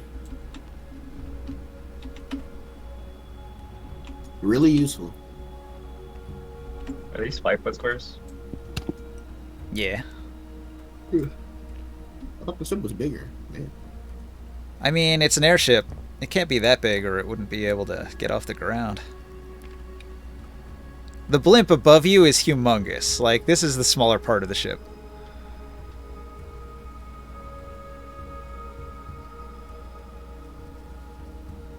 Alright, so this is a insect plague with a 20-foot radius. Which is pretty big, right? Maybe not Where does he quite center that that? big. Wait, if the ship is moving, does that still work? He puts it on the deck of the ship, like he has a bunch of insects appear there, Okay. hang out on the deck of the ship, like everybody's standing around. Like if you have a fly in your car and your car moves forward, the fly moves forward also because the air in the car is like moving with the car. I don't know if that makes sense. I've never seen a fly in a car while it's moving. Yeah, some people think it would go back, but it doesn't. No, Okay, so the insect plague will be cast directly into this group here in the middle. All right, so as long as the car isn't a convertible, it'll stay in the car. so immediately Grak is being consumed by a hungry horde of insects, a swarm that emerges out of nowhere, and he begins to let out a blood-curdling scream. He rolls his con save against it. It's a 17. He saves. He's going to take half the damage. Now, an insect plague, if it hits, it does 4d10 piercing damage.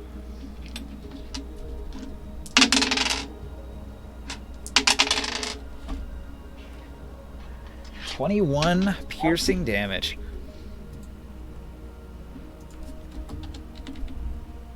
He is getting eaten up. But he does make his save, so he's only going to get half eaten up. Only half consumed. Only half mutilated. Thank God. I thought he was gonna get fully mutilated. This saves up so much time. I don't have any more of those anti-insect torches. Would that stop an insect plague? I would imagine.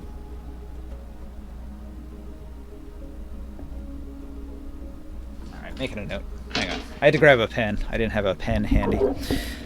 Okay, let me check the hit points here. Grak took a big hit. That almost killed Grak. Damn.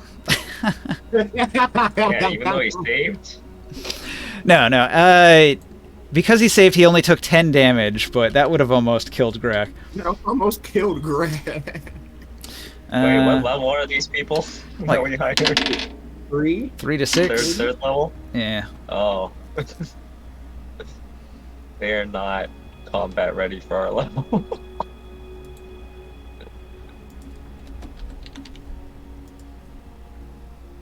Oh, hang on, my initiative didn't go. No. Well, that one out, does it? Ring sight's right on there. It's dark purple.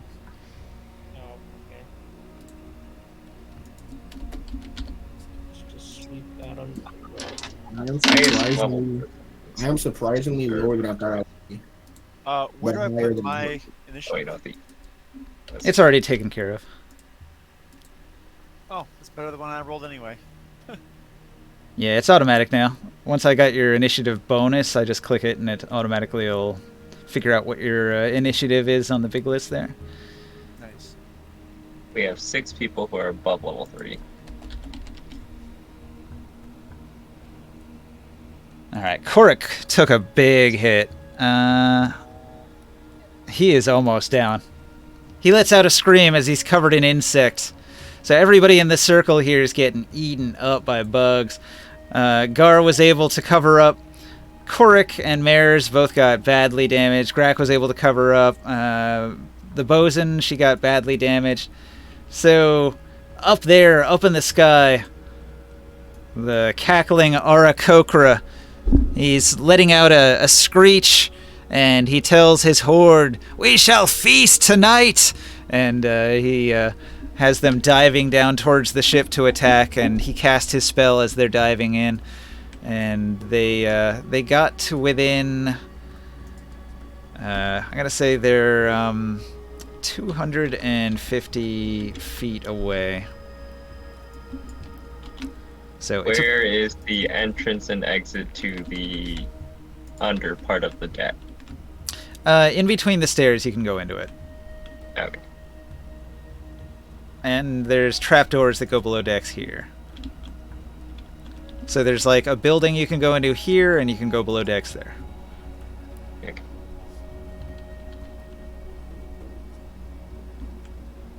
All right. So Dote doesn't know what's going on. Junithu doesn't know what's going on. Clavis doesn't know what's going on. Portinx screams and runs inside.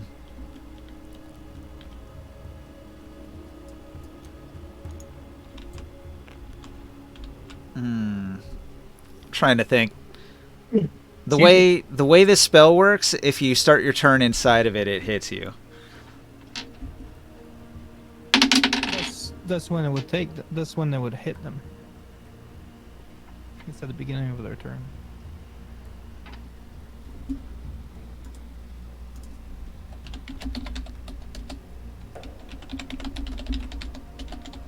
It sounds nastier than that when I read it. Insect swarm. Insect Plague, 5th level, Conjuration. Swarming, biting locusts fill a 20-foot radius sphere centered on a point you choose within range. The sphere spreads around corners. The sphere remains for the duration, and its area is lightly obscured. The sphere's area is difficult terrain. When the area appears, each creature in it makes the con save.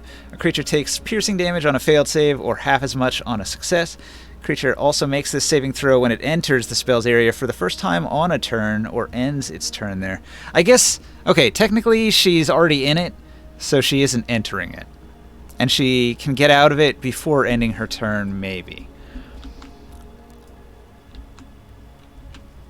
I'm envisioning our ship sailing through the skies with this swarm of flying insects just coursing around through it, and everybody on all the hands on deck just going absolutely nuts.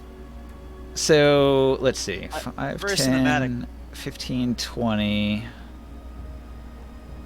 25, 30. She only gets this far, and she wants to get the hell out of this swarm, so she has to dash. So she dashes into the building. I'm going to put her up in the front part of the deck and call that, like, inside the building for now. Now, how are we flying right now? High up, above the clouds. Okay. Good to know. The fuck is Creature 49? Franny is...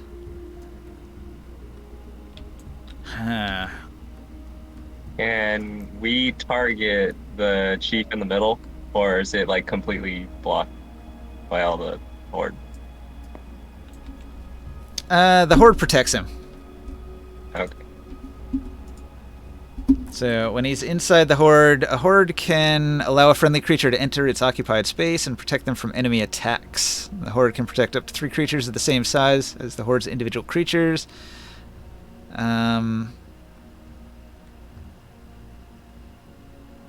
so I can't even use something that's like that's not really like an attack. That's just like it affects just one creature, like polymorph. The creature cannot be engaged and benefits from +5 against ranged attacks. So you could try to target him with a ranged attack, but he gets a lot of AC. Okay. And you can't Because get close to polymorph him. is not an attack.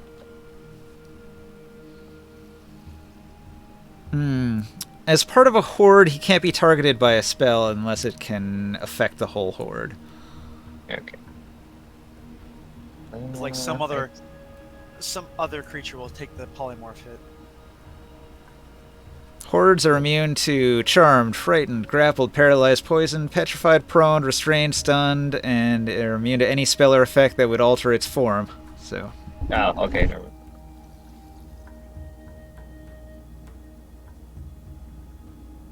So no polymorph.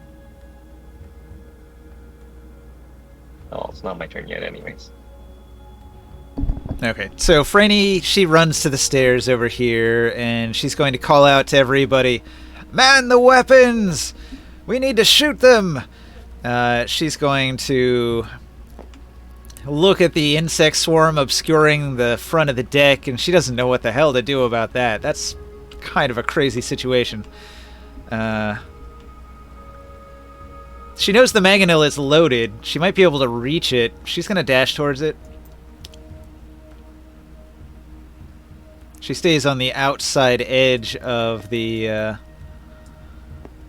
thing here. She's not really trained on siege weapons, so she might not be great at this. She's more of a charisma-based character. So she thinks about it, and she says, "You, Taurus, you must fire the weapon!"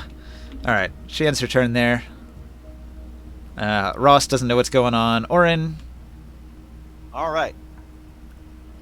So, first thing, I'm over here. Okay. Now, I don't have a way to necessarily... Okay, within a turn, the battle will be joined, right? They'll be on top of us, right? They're 250 feet away. They will close 100 feet. Oh. At the end of the turn, just about. Can I do a hide check behind the mast and take a shot? The mast won't provide a lot of cover, but maybe like +2. You give it a shot. I'm looking for stealth here. Yeah. You know. Okay. Like hiding behind a tree and then hopping out to shoot. yeah. Who knows though? Maybe your stealth is great.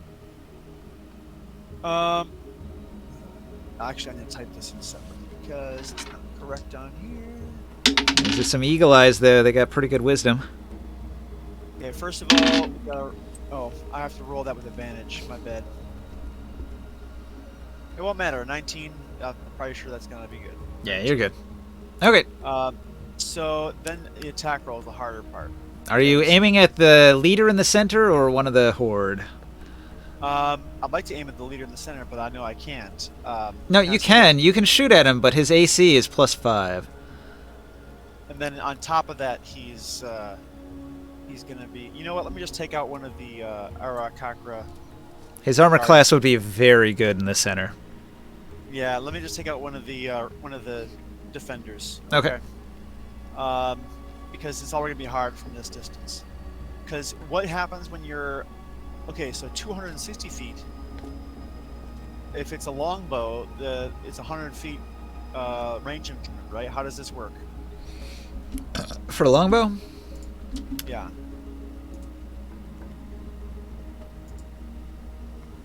Alright, so the longbow...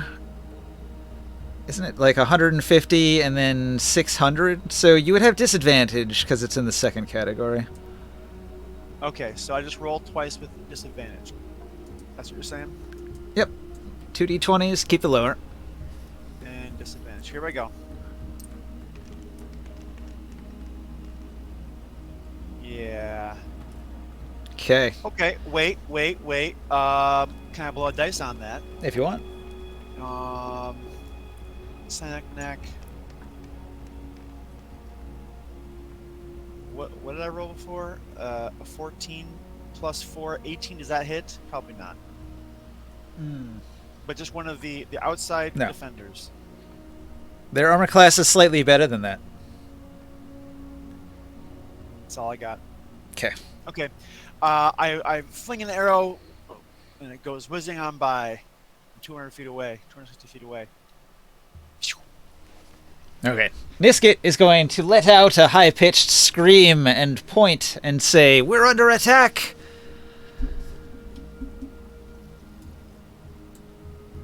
Alright. After Niskit, Gar. He's like, let's get the hell out of here. 10, 15, 20, 25, 30. Dashes into the building. Safe. Okay. Taurus, it is your move. Joe. Joe up. You awake there, Joe? Have you fallen asleep? Joe, have you fallen into the nocturnal? Joe, have you fallen into the nocturnal? Have Joe. you fallen and you can't get up? Joe, are you unconscious right now? Did you Um, take 36 d6 damage, Joe? Joe. Hey, one more thing. Yeah. I want to get the smoke bomb out of my pouch, and I'll use it next round. All right. My bonus Joe, are you actually asleep? I think he is. Man, he was going to come in Yo. clutch. He was going to use the siege weapon and save the day, but he's asleep. He can't do it. I think Joe said he was going to give me all his items. And now, like, everybody's going to die because he wasn't here to fire the mangonel at the clutch moment when it was necessary. I think Joe said he was going to give me all his items before he went to sleep. Y'all heard that? Yeah, all his gold too, right? Yeah, all his money too. And Yeah. he said he wanted you to marry Ulrich as well. I Oh, was gonna man, say something too about low. that. Yeah. Okay. Taurus has a curse and it's narcolepsy, I think. Can we? Yeah, he does go to sleep a lot, like even more than I would think possible. Can we roll for him? Like he falls asleep in like the most tense moments too, which is All right. Yeah, roll 20, 20, D20. Yeah. How much damage he takes? Did we figure out what his modifier was? Let's see. Taurus plus 9. He's got plus 9 on good. siege weapons. Okay. So who wants to roll it? I'll roll it. All right. I've had good luck. Good luck, Joe. Thank you. Wait, no. Thank you, man. Thank you. Yeah, that sounds about right. It's a plus 9, you said, right? No Yeah, advantage? he's got plus 9 on this. All right.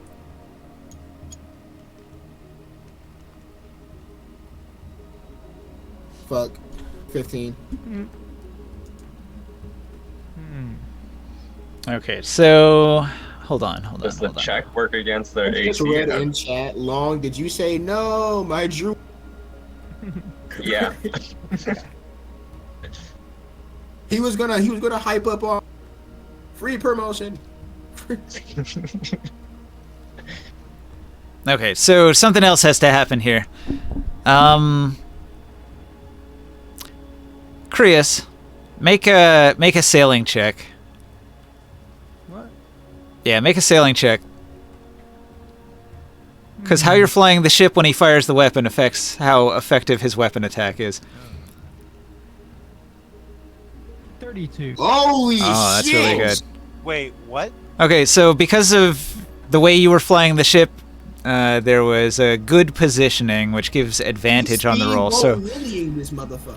So roll one more time and see if you can do better than the 15. What? Roll a d20 plus 9 soul. He's Yeah. giving you a BS extra roll, but we're not going to say anything about that. No, this is legit. This is legit. It says under broadside. Under broadside, I just attack imagine action. This entire time, Grimoire's been like the steamboat, Willie like hit. 16. Like the 16. Ah, all Oh my right. gosh. We tried. We tried. Well, hold on. So, Ninja. so a mangonel has an attack modifier of 5. So that actually gives you a 21, which is a hit. Oh my god. Oh my god. Look, Wow, convenient. Ninja, I damn. think it's okay. You don't need to do this. We can take it.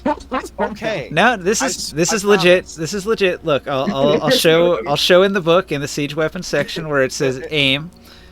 Look, man. It's okay. Yeah, we did it, Hey, man. isn't We it did it. enchanted Fuck on you, top of that? Oh, that's true. That's true. I didn't think about that. Oh, and it We has a already hit plus it, one. man. There's a +1 ammo, no?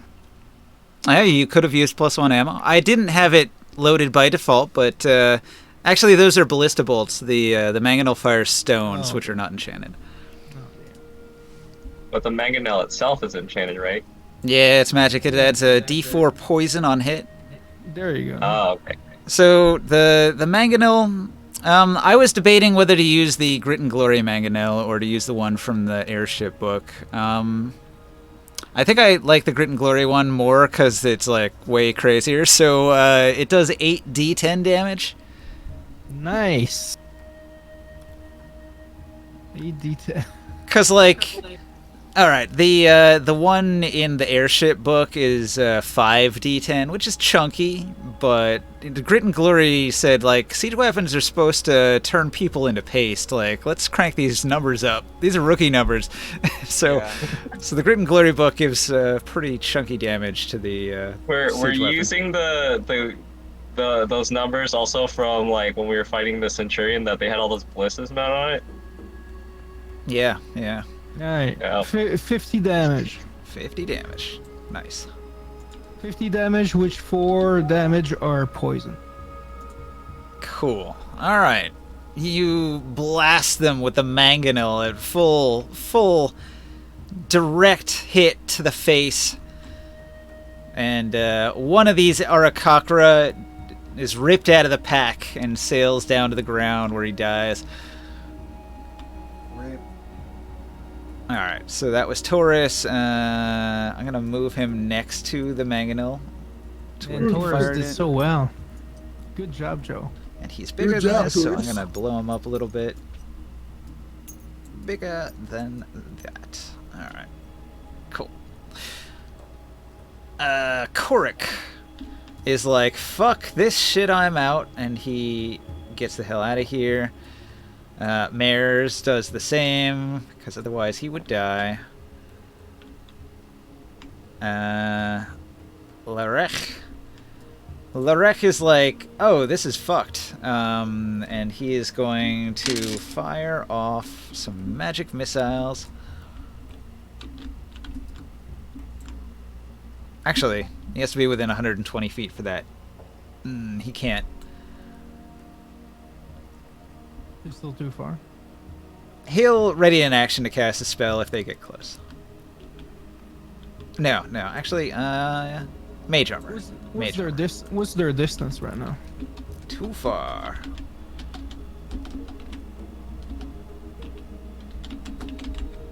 $250 feet. Ring sight. Taro. I'm here. I didn't fall asleep. Cool. How many are up there? Alright, you look up. Do you want to spend your action doing a perception check on the enemy? Not really. Can you just approximate? You see a horde of Arakakra with some leader in the middle of it. They're flying in formation. It's hard to tell. Let's bring them closer to us then. Control winds. Downward draft. Get down. Right. Down Nice. spike. Alright. Just spike him like a volleyball down towards the ground.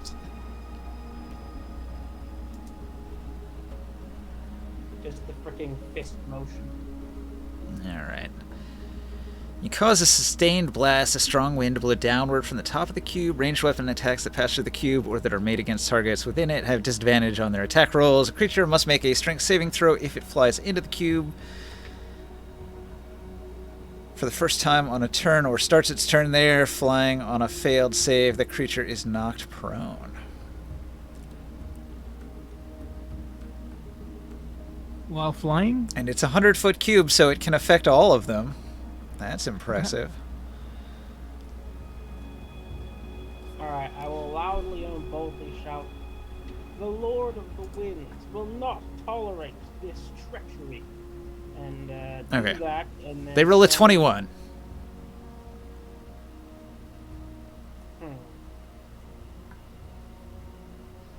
Alright, counter move. I was about to say quicken speed. Okay. So I could summon the wind elemental too. Okay. Where's he gonna go? Into where the leader is. I don't think you can put it 250 feet away, right? Yeah, but he's got like 120 feet of movement speed or something. I think. Let me double check. 90 feet of movement. Alright, so you can summon him like 30 feet away and he can fly 90 feet, so 120 feet away.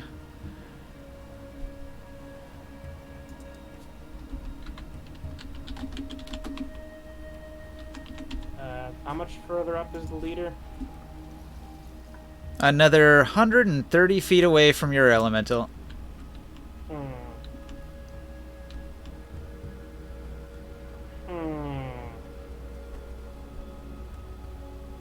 Is he in the horde yet? Nah. He'll get there, Is 90 his regular move? Yes. So he can dash 180, right? Do you want him to dash? If he dashes, then he can't do his attack, and that's the entire point. Right. But he'd get there next turn.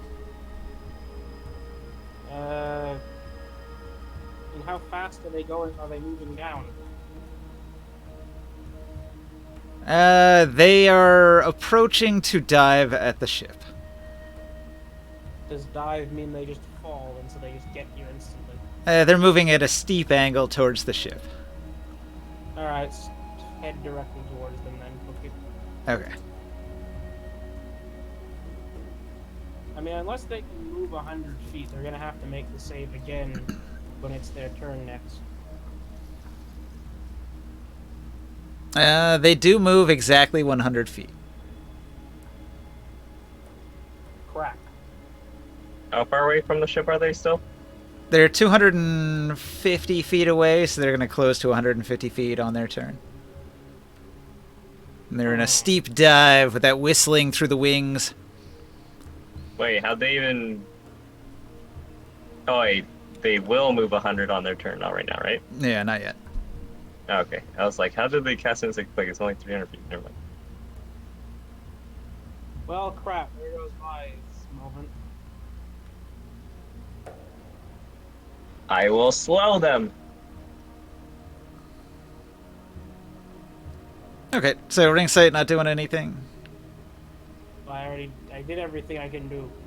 Anything else, I should say. He So, tried to spike them into the desert sand, but they're flapping their wings, flappy, flappy. he positioned his elemental. They resisted his spell. So yeah, what do you do? How close are they? 250 feet from the ship. Is there any way we can move the ship closer? You could tell Grimorn on his turn, which is after yours, to move the ship closer. But then I'd forgo my act. That's a full action, though, no? Yeah. What? To tell you to fly the ship in a direction? That's just a reaction to speed, right? His turn is after mine. So I have to. Although, Then think tell about me. it, he's going to want to cast a spell or something, isn't he? And he's not going to want to Yeah, fly the that's what I'm ship. trying to do. Actually, where am I on the ship? Is this accurate to where I was at? You're next to me. Okay. I'm gonna tell you to fly the ship closer. I got a plan. Can I cast fly on myself? Okay, that's your action. You are flying. All right. And can I use my 60-foot fly speed to get slightly closer? All right, yeah. So you get 60 feet closer to the creatures from the back of the ship there. Mm-hmm. How close am I? Well, they're flying towards the front of the ship. Do you want to position yourself somewhere on the front? Yes. You can just like count out the squares and put yourself somewhere in the front. Like you fly up and over the insect plague and land on the other side. I don't know. These are 5-foot squares, right? Yeah, yeah. 11, 10, You 15, probably have to add like a little bit of height to avoid the insect plague. 35. Because you don't want to go in it. It's rough terrain and it does a lot of damage. It's like right here, probably. Okay. So he flies in. Chris, what do you do? Wait, hold on. I'm not done. I'm not done. How close am I now? Like Well, still 250 feet from them, but on the ship closer to where they're going to arrive. 250 feet. Um, can I act? Oh shit! Hold on. Can I action surge, and then can I ready in action? To shoot or I cast a wanna spell or what? cast- Hold on. Yes, a spell. I'm trying to find it. I want to. Hold on.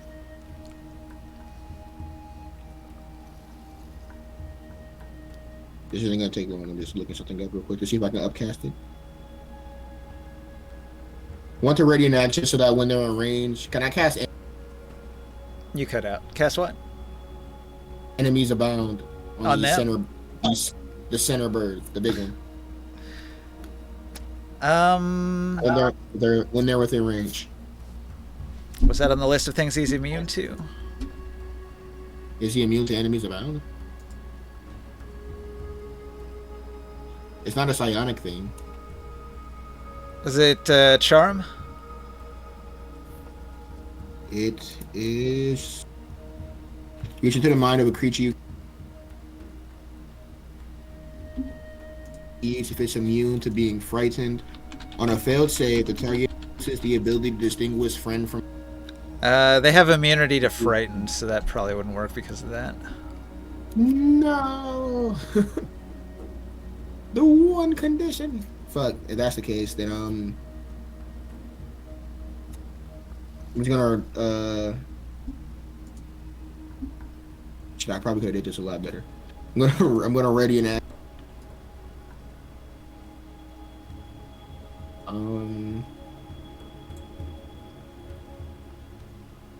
Shit, I don't know if I got anything for this. I wasn't ready for this one there. Yeah, this is a Ready an weird action one. attack. This is a weird Yeah. encounter in the air against flying horde. I'm gonna ready an action to cast Dissonant Whisper. Okay. That's my turn. After Bardic Inspiration, Taurus. Wait, no, Taurus is not awake. I'm gonna Bardic Inspiration. Yeah. On who? Morg. Where is Morg? Oh, That's okay, my- yeah. Is it my turn? If you're after me, Yep. Alright. you have a D10 Morg. Maybe AFK. Did everyone just fall asleep? I hope not. Alright, so I'm going to cast Dispel Magic on this plague. Okay, you cast a spell magic on the insect plague. It's a 5th level spell, his most powerful. What do I roll? DC 15. It's a caster check. You're adding your proficiency and your wisdom modifier. Yeah, if I cast it at level 5. Then it's automatic. You don't have to roll. Should I roll or not? Do you feel lucky? Earlier you were saying your luck was bad tonight. I'll try. Alright, what? I got it. 19. 19. You dispel the spell. The insect plague vanishes.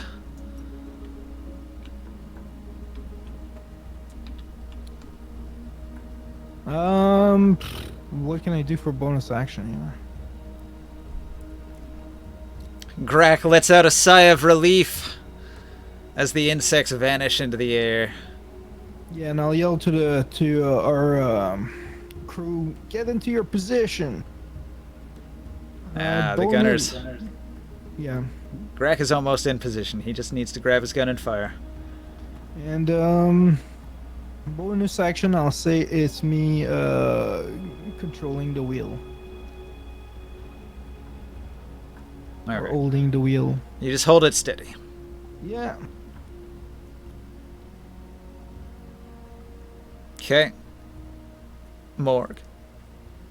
Morg. Long, it's your turn. Okay. I am. How big is the horde? I just need a spell that covers them, right? Yeah, it needs to be big enough to cover them. Is They 40 are foot diameter big enough? 20 by 20, so that would be big enough. Okay. So I say you can dish it, but can you take it? And I cast insect plague horde on them, Oh boy.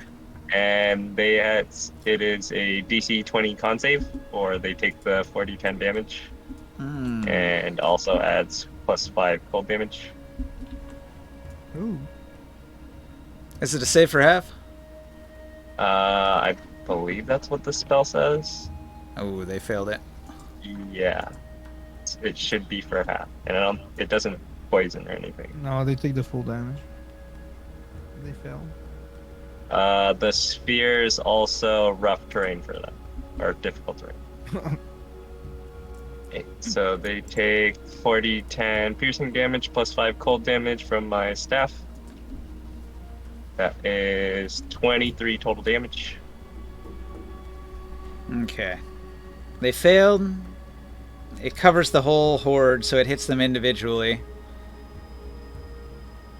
Yes. So they all take 23. 230 damage, not bad. Finally found a big spell to use. Okay, so the horde has 280 damage. Ouch. I don't have a bonus action. So you see a crap load of them just falling down after your spell, very much. Let's see, how far? 5, 10, 25, 30.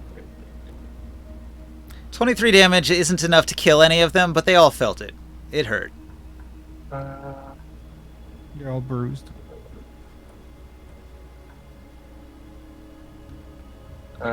Healing word range is 60 feet, bonus action.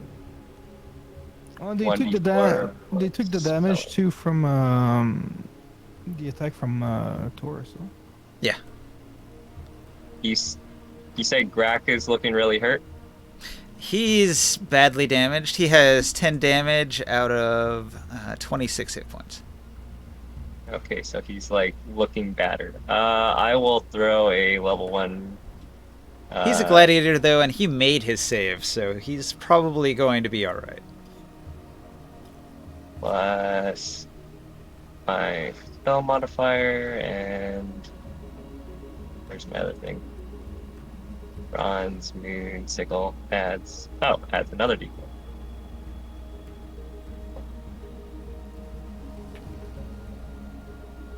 He heals 12 hit points. Nice. Full heal. Another sigh of relief. Thank you, great druid. You truly are a blessing to this world, bringing greenery back and restoring my life. Blast them with the siege weapon. Get on the ballista. Yeah, he will. Alright, that's my turn. Alright. Gotho down in the hold sees that everybody's distracted by the commotion, so he grabs some food from the kitchen. The horde of Arakokra dives 100 feet closer. They are now 150 feet away. They're going to make... they're in the rough terrain right now. Yeah. Oh, so they can only go half that, huh? Well, half for whatever they're in the cloud, and then the rest of it they can doubles the normal. It's 40 feet, so 80 feet of their 100 feet is rough terrain. No, that's not right. Well, it was centered on them, right? So they only have to move 20 feet to get out of it, right? So that eats up 40 feet of their movement, and they've covered 20 feet. And then they've got 60 more, so they cover a total of 80. Yeah. Does that mean they're still at ring sight created a 100-foot cube thing, or no?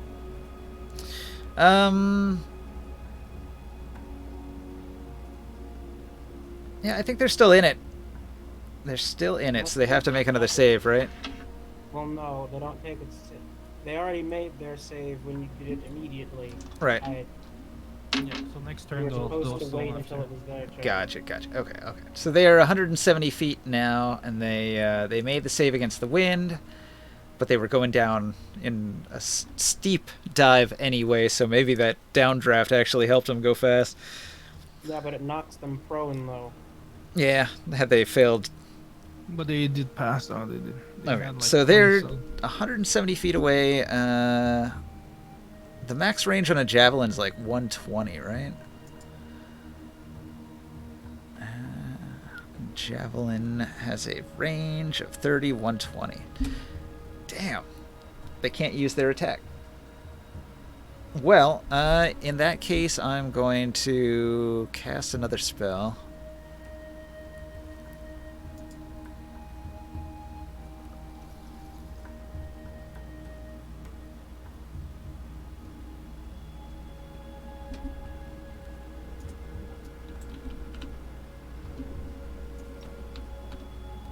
Insect Plague 2!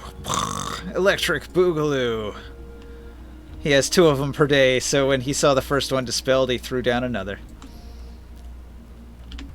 So that Greg does some true damage. Okay. Con save. DC 17 con save. I'm going to use my reaction to activate my ring. Shielding ring of protection. Yeah, alright. Extra +1. Wait a second. Can I do a counter spell? Oh no, he's too far. Not really. Whoa. 19. And I'm gonna use my bardic inspiration. Wait, can I use the bardic inspiration before or after I fail, or do I have to do it before I know the result? I think he can use it after. Okay. 1 plus 4, 6. Taurus easily makes a save. Takes only half damage. 24? So he takes 9 damage. Yeah, you take 9 damage. You take half the damage, anyways. More. I take half the damage of... How much is it? 19. So you take Okay. 9. So 10, 9. Wait, do we have our temporary hit points from Hierarchies? I don't think we said that we did it. Okay. Wait, did somebody already lower my health? I think these were from before. Like, I just had to raise Taurus's because he didn't change his hit points when we reset at the beginning of the day. Okay. Alright, so the insect plague appears. Taurus makes his save. He takes a little bit of damage. Franny is in the nastiness, but she makes her save, and she only takes 9 of the damage. But she doesn't like that because, let's see, Franny only has 17 hit points, so 9 damage is brutal. And Orin, you here, Will? Earth to sky, Will. We do have Grak, no? Crack's over here. Yeah, he can shoot his ballista. He's about to. I'll make a note that Skywill still has to roll his save when he comes back. Alright. I still have my inspiration. Uh, How long does bardic inspiration last? Sia, are you in the cloud? Bardic inspiration. And how tall is the cloud? It's a sphere, so it 20-foot extends radius 20 sphere. feet up at the center of it. I was above it, the bug storm last time. Well, wait, this is the insect plague just. You were still at the height above the bug, so you flew up and then over, so you're probably still above this one too, since he's aiming at the deck of the ship with them. I guess the second one. We gotta kill the guy in Mel though. He's holding concentration. So. He is holding concentration on this spell, that is true. How close is he now? He closed to 170 feet. It's Grek's turn, and Grek is going to hop onto the ballista. He's going to swivel it around. He's going to make his int check. Siege weapons. He's going to add the... oh, fuck, he rolled a 2. It misses wide.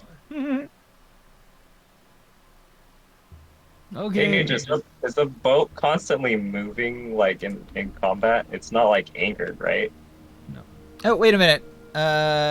You did roll to put the ship in a good position to fire, so she would still have advantage from that. Same as when the mangonel fired. So maybe it's not a 2. Let's find out. I'll give you a chance. No, I rolled a 2 again. What the fuck? Oh, Greg, you're fired. It was fate. Grak was gonna roll a 2 no matter what. We're gonna feed him to the flying sharks. Okay. No, not my druid, bad boy. Throw him to the birds. Dote says, "Oh, I think something's going on. Are we under attack? I'm gonna reinforce the hull."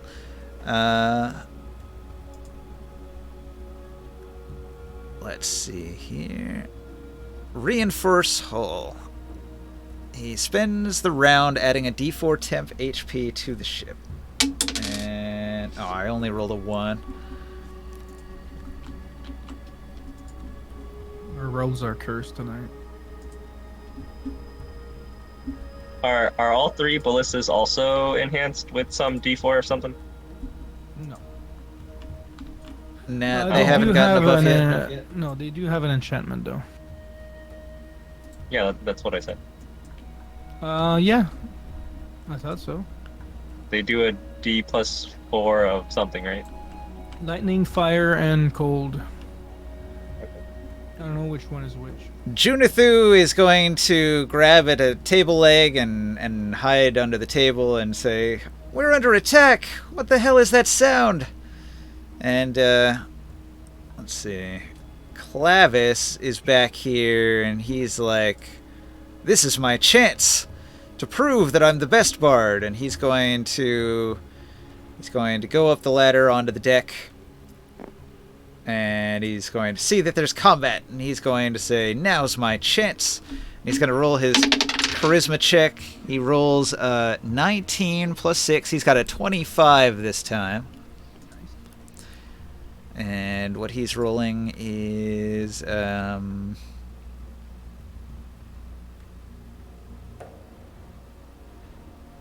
load, aim, fire. Alright, so give one weapon crew a +2 bonus on their next attack. And he's going to point at one of the other loaded ballista, and he's going to say, "Quick, grab the ballista and fire while we have the shot." Even though the obscurity of the swarm is blocking you, he's going to give you a bonus there. So +2 bonus on attack with this ballista here.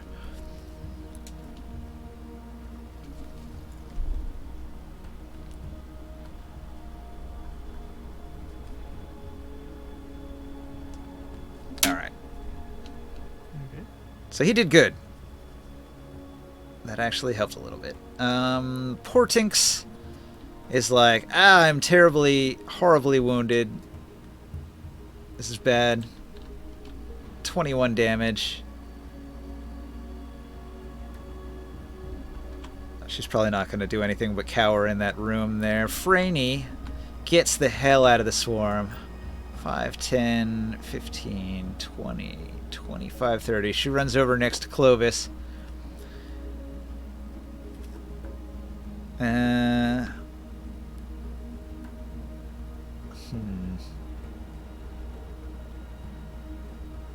don't think she has anything she can hit them with from this distance, probably. She's not a shooter either, so that's no good. There's still a lot of range for most of spells, huh? A lot of them, yeah. Alright, Ross is going to climb the ladder. He gets to here. God damn it. Fucking lag spike. Alright, he gets up onto the deck here to see what's going on. He's clutching some of his tools, like his hammers, his weapons. He looks at the insect swarm. What level is Dispel Magic? 3. 3. Third You can't level. upcast it. You can, can't you? Or can you not? 3rd level. At least, what, level 3 cleric? Probably not. Nope. He cannot cast it. I Heal can. He can heal people, though. Yeah, he can Probably. heal somebody. Probably should have dispelled magic this, shouldn't I? Oh, shit. Well, I don't know. Alright, what does Cure Wounds do? I don't cast it very often. He casts it and it heals for a d8 plus his ability modifier, which is 4. Alright. Oh, max. Alright, so he heals 12 of the damage on Franny, and she is fully healed. And she says, "Thank you, Padre." And the dwarf nods and looks gruffly at the swarm and says, "But I can do nothing about that. This be a dangerous place. We should retreat to inside." And he points at the indoors over there. Did I miss my turn? Yeah. What do you want to do? Okay, sorry. I was gonna throw that smoke bomb. I was. Okay, hang on. You are in an insect plague, and if you don't get out of it immediately, you will take a tremendous amount of damage. Okay. So the first thing you want to do is probably move out, with at least 5 feet of movement. Wait, we've already been around once? You fell asleep. I did. Okay. This is a second combat. You know, the second thing that we're attacking right now. We rolled for you, Joe. You fired the mangonel. You also gave me all your gold and our. He gave me all this gold last game. No. He gave me the rest. It was very generous. I couldn't believe you did it. Oh. Your choice, not mine. Sorry. Good news, though, guys. We can get a second boat. We're about to get back around to your turn again, though, soon. It's Oren's turn right now. I was looking at the turn order. So, that smoke bomb doesn't make him go away? The insect plague is magical, and it can only be disrupted by breaking the concentration of the wizard in the middle of the horde. Okay. I was hoping that the smoke bomb would help, but... It would give you some obscurement. It would help you hiding. Did I hit them, by the way? Yeah. Oh, cool. Very successful. Yeah. Well, that's probably my turn, isn't it? All you did was move. I thought that the smoke bomb was going to do it. Are you throwing it? Where do you throw it? Right here? The plan was to throw it into the swarm and disperse it. But... Oh. Alright. Well, because they're magical bugs, they do not react to the smoke. But now everybody is, like, double blind in there. Alright. Well, fuck. I tried. I thought I was being smart. Mm. How Okay. big is that smoke bomb? How much space does it take? 20 feet. It's about the same size as the swarm. It was already obscured, so it's not like it's any worse. Hey, Ninja, is it possible to cancel a ready to action? No. If nothing triggers your ready to action, you just don't act that turn. If we fly down 40 feet, will the bug cloud just leave us alone? Well, it's on the deck of the ship, so it's going to move with the ship. Oh, okay. He casts it on a point on the ship, and so it's permanently stuck there.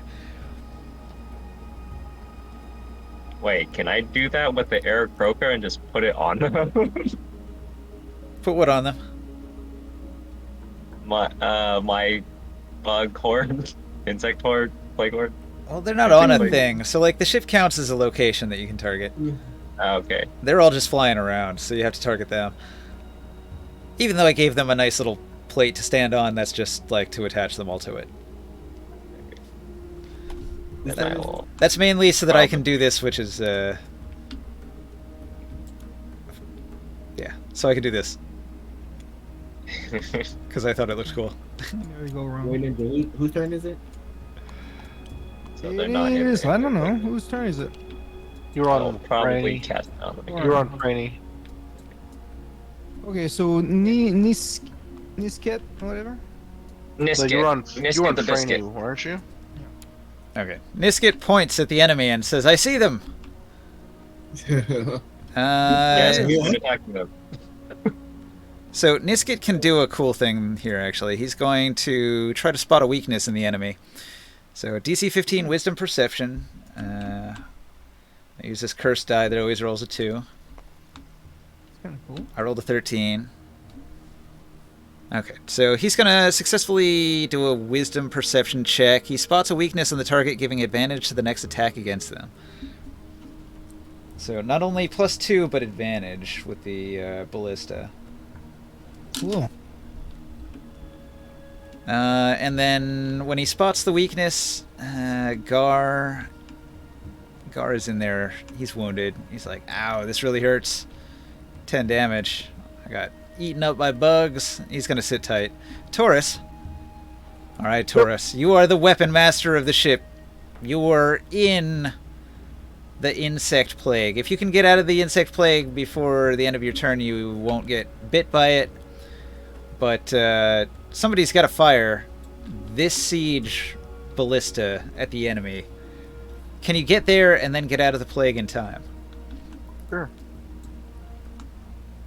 But do I want to fire this one, or how No, long does it no, take to fire no, this no, one? no, no. It's got to be this one. Okay. So because one person did the load, aim, fire, he said that ballista has a good shot that'll give you +2 on your attack. And then somebody else, I'll move 5. and then Niskit did spot weakness, which said if you fire from this one, you'll have advantage. Okay, well, 5 right there. And an extra plus, no? Yeah, advantage and +2. Yeah, so you get a +4 advantage. And then the Plus ballista, 5 to hit. and the ballista itself has +10 as a bonus.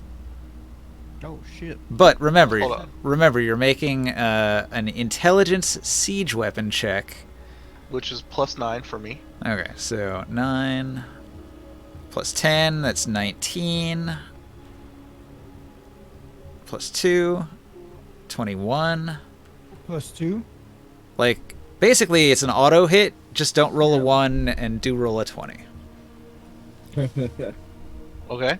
So I'll move And you 5 have- to 8. You have advantage. So you have 2 chances to roll a crit here. All right. And you said it's 21. 21 bonus to hit, yep. The ballista has a high bonus to hit because it's on a swivel Oh. and it's fast. 39. Nice. Alright, well that easily beats the AC 20. Alright, Cool. so big ballista hit, 4d10. Plus a D4. Whatever element damage. Was it 1d? You said 1d10? 4d10. 4d10. Oh Yeah. shit. All right, so it's 4d10 plus a d4 Yep. of the elemental. Which one is this? This is the lightning ballista? I don't know. Oh, we're using the 1 pound ballistas stats. 19. 19 It's 19. cold. It's cold damage. plus whatever the base damage is. Should probably make a note on the ballistas, which one's which, so we know.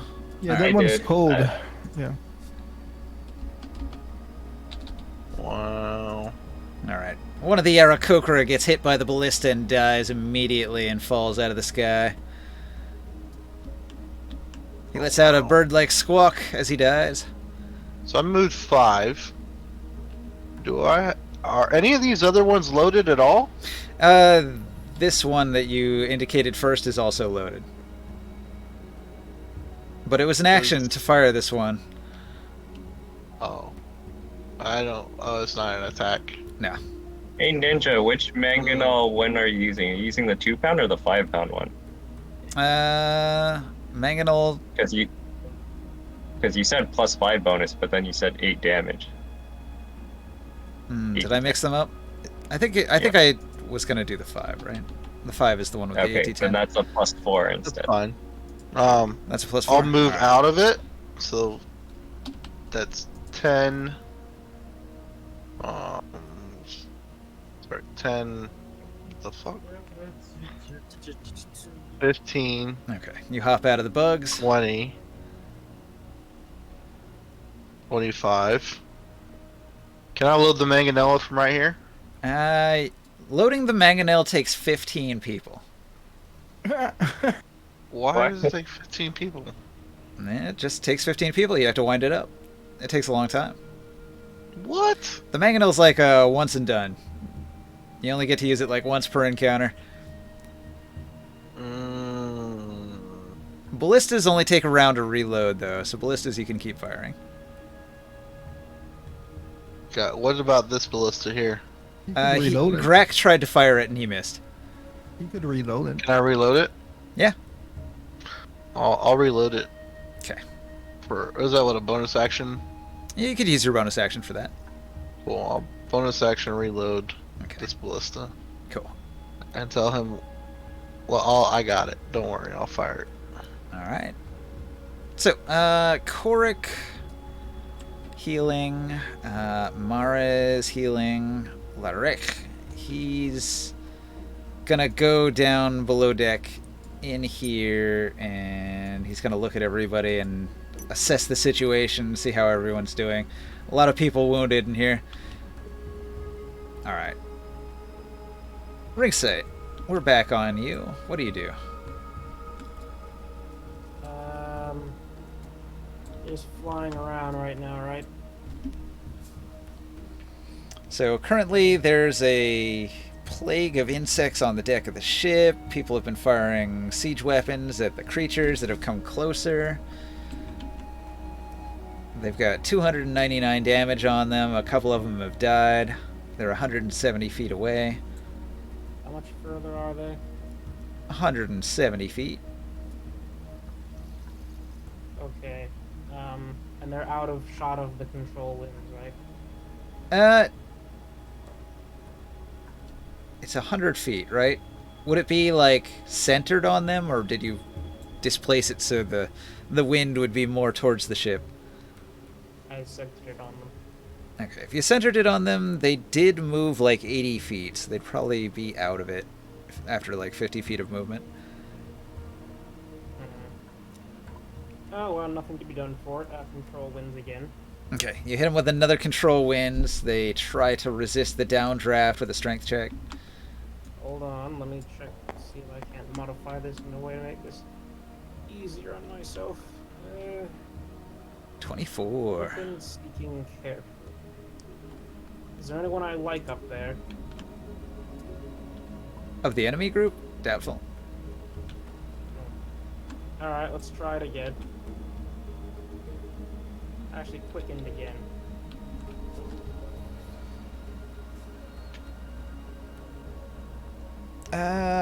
When you quicken, can't you, like, only cast a cantrip along with a regular spell? Yeah, it's generally how being able to cast more than one spell works. Right, so you couldn't do the wind thing again. You'd have to do something else, like a cantrip. But no, you misunderstand. I'm using control winds with the quicken spell and then doing a cantrip. Yeah, which one? Message. Message. Alright. Who do you message and what do you say? Wait, how far away is the leader, the guy? He's in the horde 170 feet from the ship. Oh. I don't think message gets that far. Yeah, the basic one's 30 feet. 30 feet? No, it was way further than that.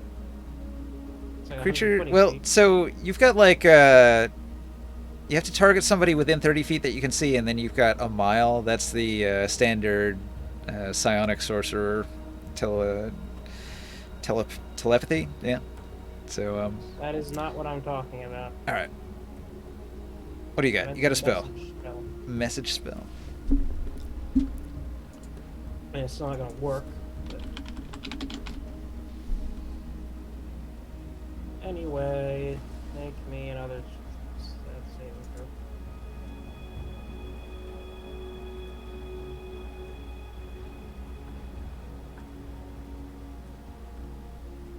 throw. Hey Ninja. There's no save on Oh. message.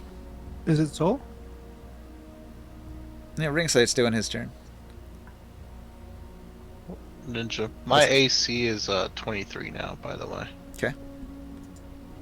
So yeah, I'll update that. All right. So what's going on the ring site? I think he said he was casting the message spell. Well, no, because I can't. They're too far away. Yeah, it's Right. got to be within 120 feet for that. So his turn's done. Sia, what do you do? No, well, okay, they don't make the save yet, do they? Hello? Hello? Hello? Yes. Hello? Yes. There you go. I tried to unmute and I accidentally clicked deafen, but I'm here now. Yeah, they made the save against your wind. They had a 26 on the save. They're 170 feet. Fuck. They've got a lot of strength. Hordes get a big strength bonus, which makes it tough. Oh. If it gets to my turn again in a shit. Your turn's right if it now. Gets to my, if it gets to my turn again and a requirement isn't met yet, can I cancel the ready action? Well, it's your turn now, so your ready to action ended without happening. Okay. So it's your new turn, and you can do new actions. All right. I want to cast 170 feet away. Okay. He's in the Can I fly 60 feet towards them? Sure. All right. Oh, you're above the swarm. So now you're 110 Okay, feet. okay. Before I do that, Good range before for I do many that, spells. Can I cast the dispel magic on the instant?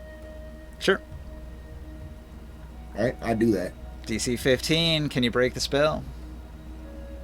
Yes, because I have a +9, which should totally not backfire again. That would be pretty helpful. Morg is still in the swarm. Exactly, because I am the luckiest roller. And also, That's your it, loaded it's roll ballista up is here. in the swarm. 25. Suck my All dick, right. D&D. Again, the insect plague is thwarted. Yeah. Okay, now I'm gonna fly. That's 60 all my feet. 5th level spells. I should I'm make a gonna note of that. Fly 60 feet closer, and then I am going to cast charm. Would charm monster work, or is he immune to charm? Horde is immune to charm. Yeah, as a horde, you can't use a charm on him. Not even the one in the center. Nope. Okay. And then that's the case. Now I am going to action surge. Shatter at. Oh, no, that's 6. Your audio's cutting in and out and in and out. I was gonna do something. I heard but then I shatter realized in there. It's 60 feet. Yeah. I'm not within 60 feet. Yeah. Well, he's at 170. He's going to move to within 70 feet on his next turn. And you're 60 feet out from the ship, which means you're at 110 feet, which means he's going to be within 10 feet of you. Wait, say that one more time? He's going to be, like, within 10 feet of you when he takes his turn. You'll be able to do it next turn. No, I have a spell in mind. No, yeah, I'm to wait on this. Like, he goes Yeah, now I'm gonna- shortly now I'm after gonna- you do. He's going Now to I'm really gonna close the ready- difference. Close the distance, I'm I gonna should radiant say. action to cast shatter on him. Yep. Okay. And I'm probably gonna have to dip out here. I'm getting tired. Alright. Let me make a note of that then. Soul, ready, shatter. Alright, so for next week. Good night, guys. Good night. Good night. Night. Hey, sleepyhead. Gramorn, what do you do? I yell to Larek. Tell him come and take the wheel. Your navigator nods his head and comes back up into the room on his next I turn. get down. I get to this area, and as soon as they hit the 150 feet distance, okay, Uh-huh. they get hit by a level 6 fireball. Alright, level 6 fireball. Yeah. And hopefully it melts them. Okay. And that's it. Morg, what do you do? I will cast another 5th level spell, Insect Plague at them. Roll another d20 con save. Well, you just have to concentrate on it and keep it up, right? Oh, wait, I can just move It lasts for like 10 minutes if you don't get it? disrupted. I thought you said I couldn't move it and they just fly away from it. They can fly out of it. I thought they did though. No. They're about to. They Oh. go after you, so they're still in it. So you can so you can they'll- trigger it. Or Okay, actually, I guess you'd probably want to like ready an action to cast it on them after they fly out of the first one. Oh, okay, so they haven't taken their turn yet? Yeah, then? they go shortly after you do. Okay. Yeah, I will do that then. Okay. So Gotho does nothing. Then they move 100 feet. Oh yeah, they get hit by a fireball. Or Morg's the thing. Your initiative is before mine, so you go first.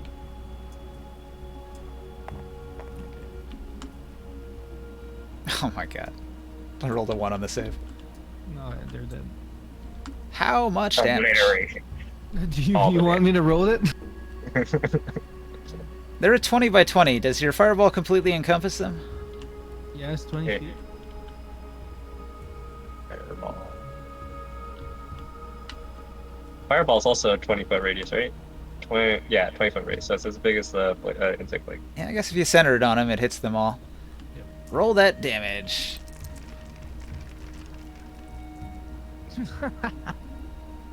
56. Incineration. Nice. Actually, I'm re-rolling one of them. I got a lot of 6s. Are there any bones left?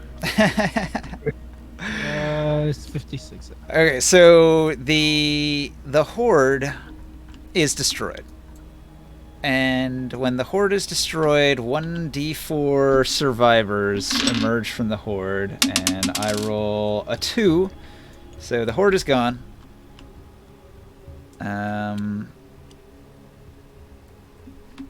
I insect plague them. But your insect plague is still up in the sky back there. And I rolled a 2. So the guys that moved out of your initial insect plague, this one and this one, and alright. And they are badly damaged. Probably. And they are badly burned. So we'll say these guys made their save, and they're actually monks, right? And so they take no damage from the fireball because of evasion. Okay. So the couple of The survivors from the horde. The survivors take 25 points of damage from the second insect plague. Okay, you cast another insect plague. Let's see. I'll do a couple con saves. One of them had a 17. No, wait, that's a 10. No, they failed it. Another 25 damage. All right, you killed the last 2. Yeah. All right, air combat completed. Everybody get back to work. Now, We don't have to repair the ship, right? No, the ship didn't get damaged The at all? ship did not From get the insect damaged. plague? So the ship is in great shape. You've got several never- crew members that were badly wounded, but yeah, they came through it unscathed. That's pretty good. they never actually made it to the ship. Then we took them out before they even reached the ship. Yeah, they got within 70 feet and they died. Alright, where are all the wounded? All right, we got these guys. She got healed already. She can go up here. Grat got healed already. He's fine. He'll man this other gun here that's still loaded. Ross will go back under to the below decks. More people? Clavis, he wasn't hurt. He goes down there. Alright, Taurus got injured a little. Who else got hit by the insect plague? I think that's it. Yeah, the insect plague was gone as soon as the ore disappeared, pretty much. Well, it was already gone. Dispelled it, right? Oh, that's right. Well, there's still the smoke bomb, though. Yeah, the smoke bomb's still going off. Like, hey, and I give a embarrassed smile. Catch, I kind of toss it back and forth. Well, also You the know. ship is moving, so your smoke bomb immediately is dispersed as the ship goes past that point. Yeah. But wait, if that was the rule for the smoke bomb, that would be the same rule for the. Well, the smoke bomb insect is regular, whereas insect plague is a magical effect where insects are magically conjured out of nowhere at a point that you target. So it's just like a swirling mass attached to the ship at that point. Okay. Smoke, however, is just. I guess I'm thinking about a different spell or something because there was a spell that was insect plague or something like that. Maybe it's a different spell, but smoke did disperse those. Let's see, insect plague. But What the I hell is master moves? don't think it was a 5th level spell though. It was something much lower. Yeah, not insect plague. Yeah. Swarm. So I thought it was like 2nd or 3rd level or something like that. But anyway, point is, even that would be metagaming. All right. Well, that was our first airship combat. Very exciting. You fought Arakocra. I think that's the first time we've ever fought Arakocra in the game. Yeah. They're an exotic and rare desert creature that you don't encounter too many of. Yeah, it was the first time.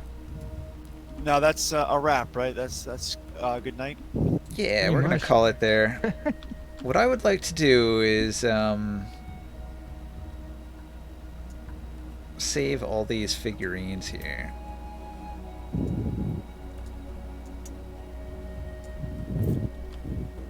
And the ones that I copied too. This one. And this one. I think that's it.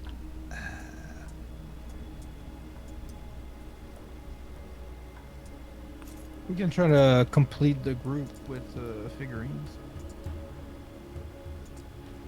Spellcasting ability modifier is just the wisdom, right? It's not wisdom plus proficiency. You're proficient in spellcasting?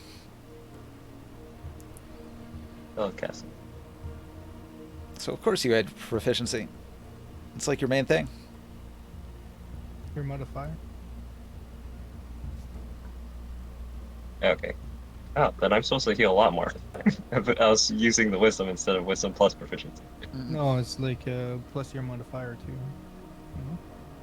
Okay, so Like unless I it used says that a- it only heals your wisdom. I don't know. You have to look at the description of the spell. Which one? Is it just cure? Cure wound? Mass healing word. Mass healing word. Oh, mass. Heal 6 creatures of your choice. It says 1d4 plus spell casting ability modifier.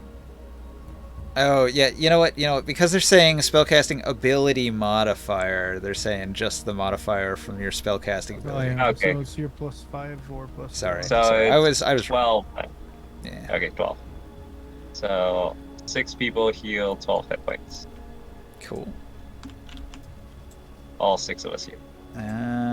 That fully heals Gar.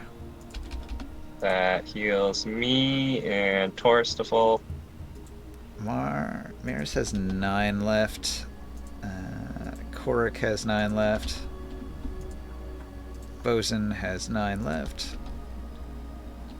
And when everybody rests that night, they'll heal it up.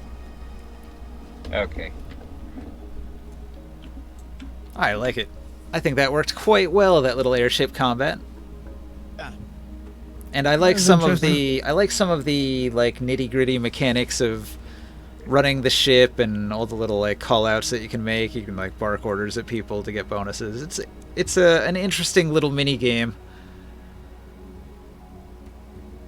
I think it makes travel more interesting. I mean, like, I didn't want to just arrive, because, like, Dark Sun is really a game about travel and logistics.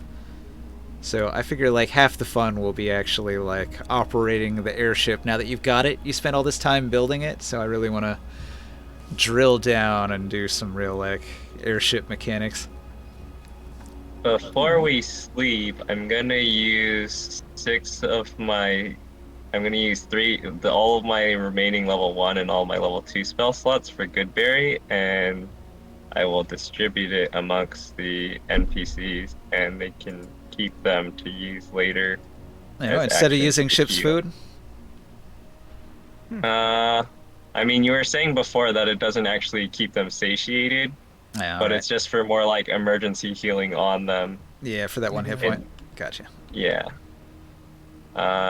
Let's see. How many people do we have on the ship again? We have 15. 21, 50. Well, a crew of 20, but like if you're not counting yourself and party members, if you're just counting like the NPCs, that's 15. Okay, so all of the NPCs have 3 berries each then. Alright. Okay, 15. No, 4. Because I made 60. And they can keep those, and they're good for 24 hours. So even if we sleep for 8 hours, they still have Can we several close the hours. table? Let me pack this table here. Yeah.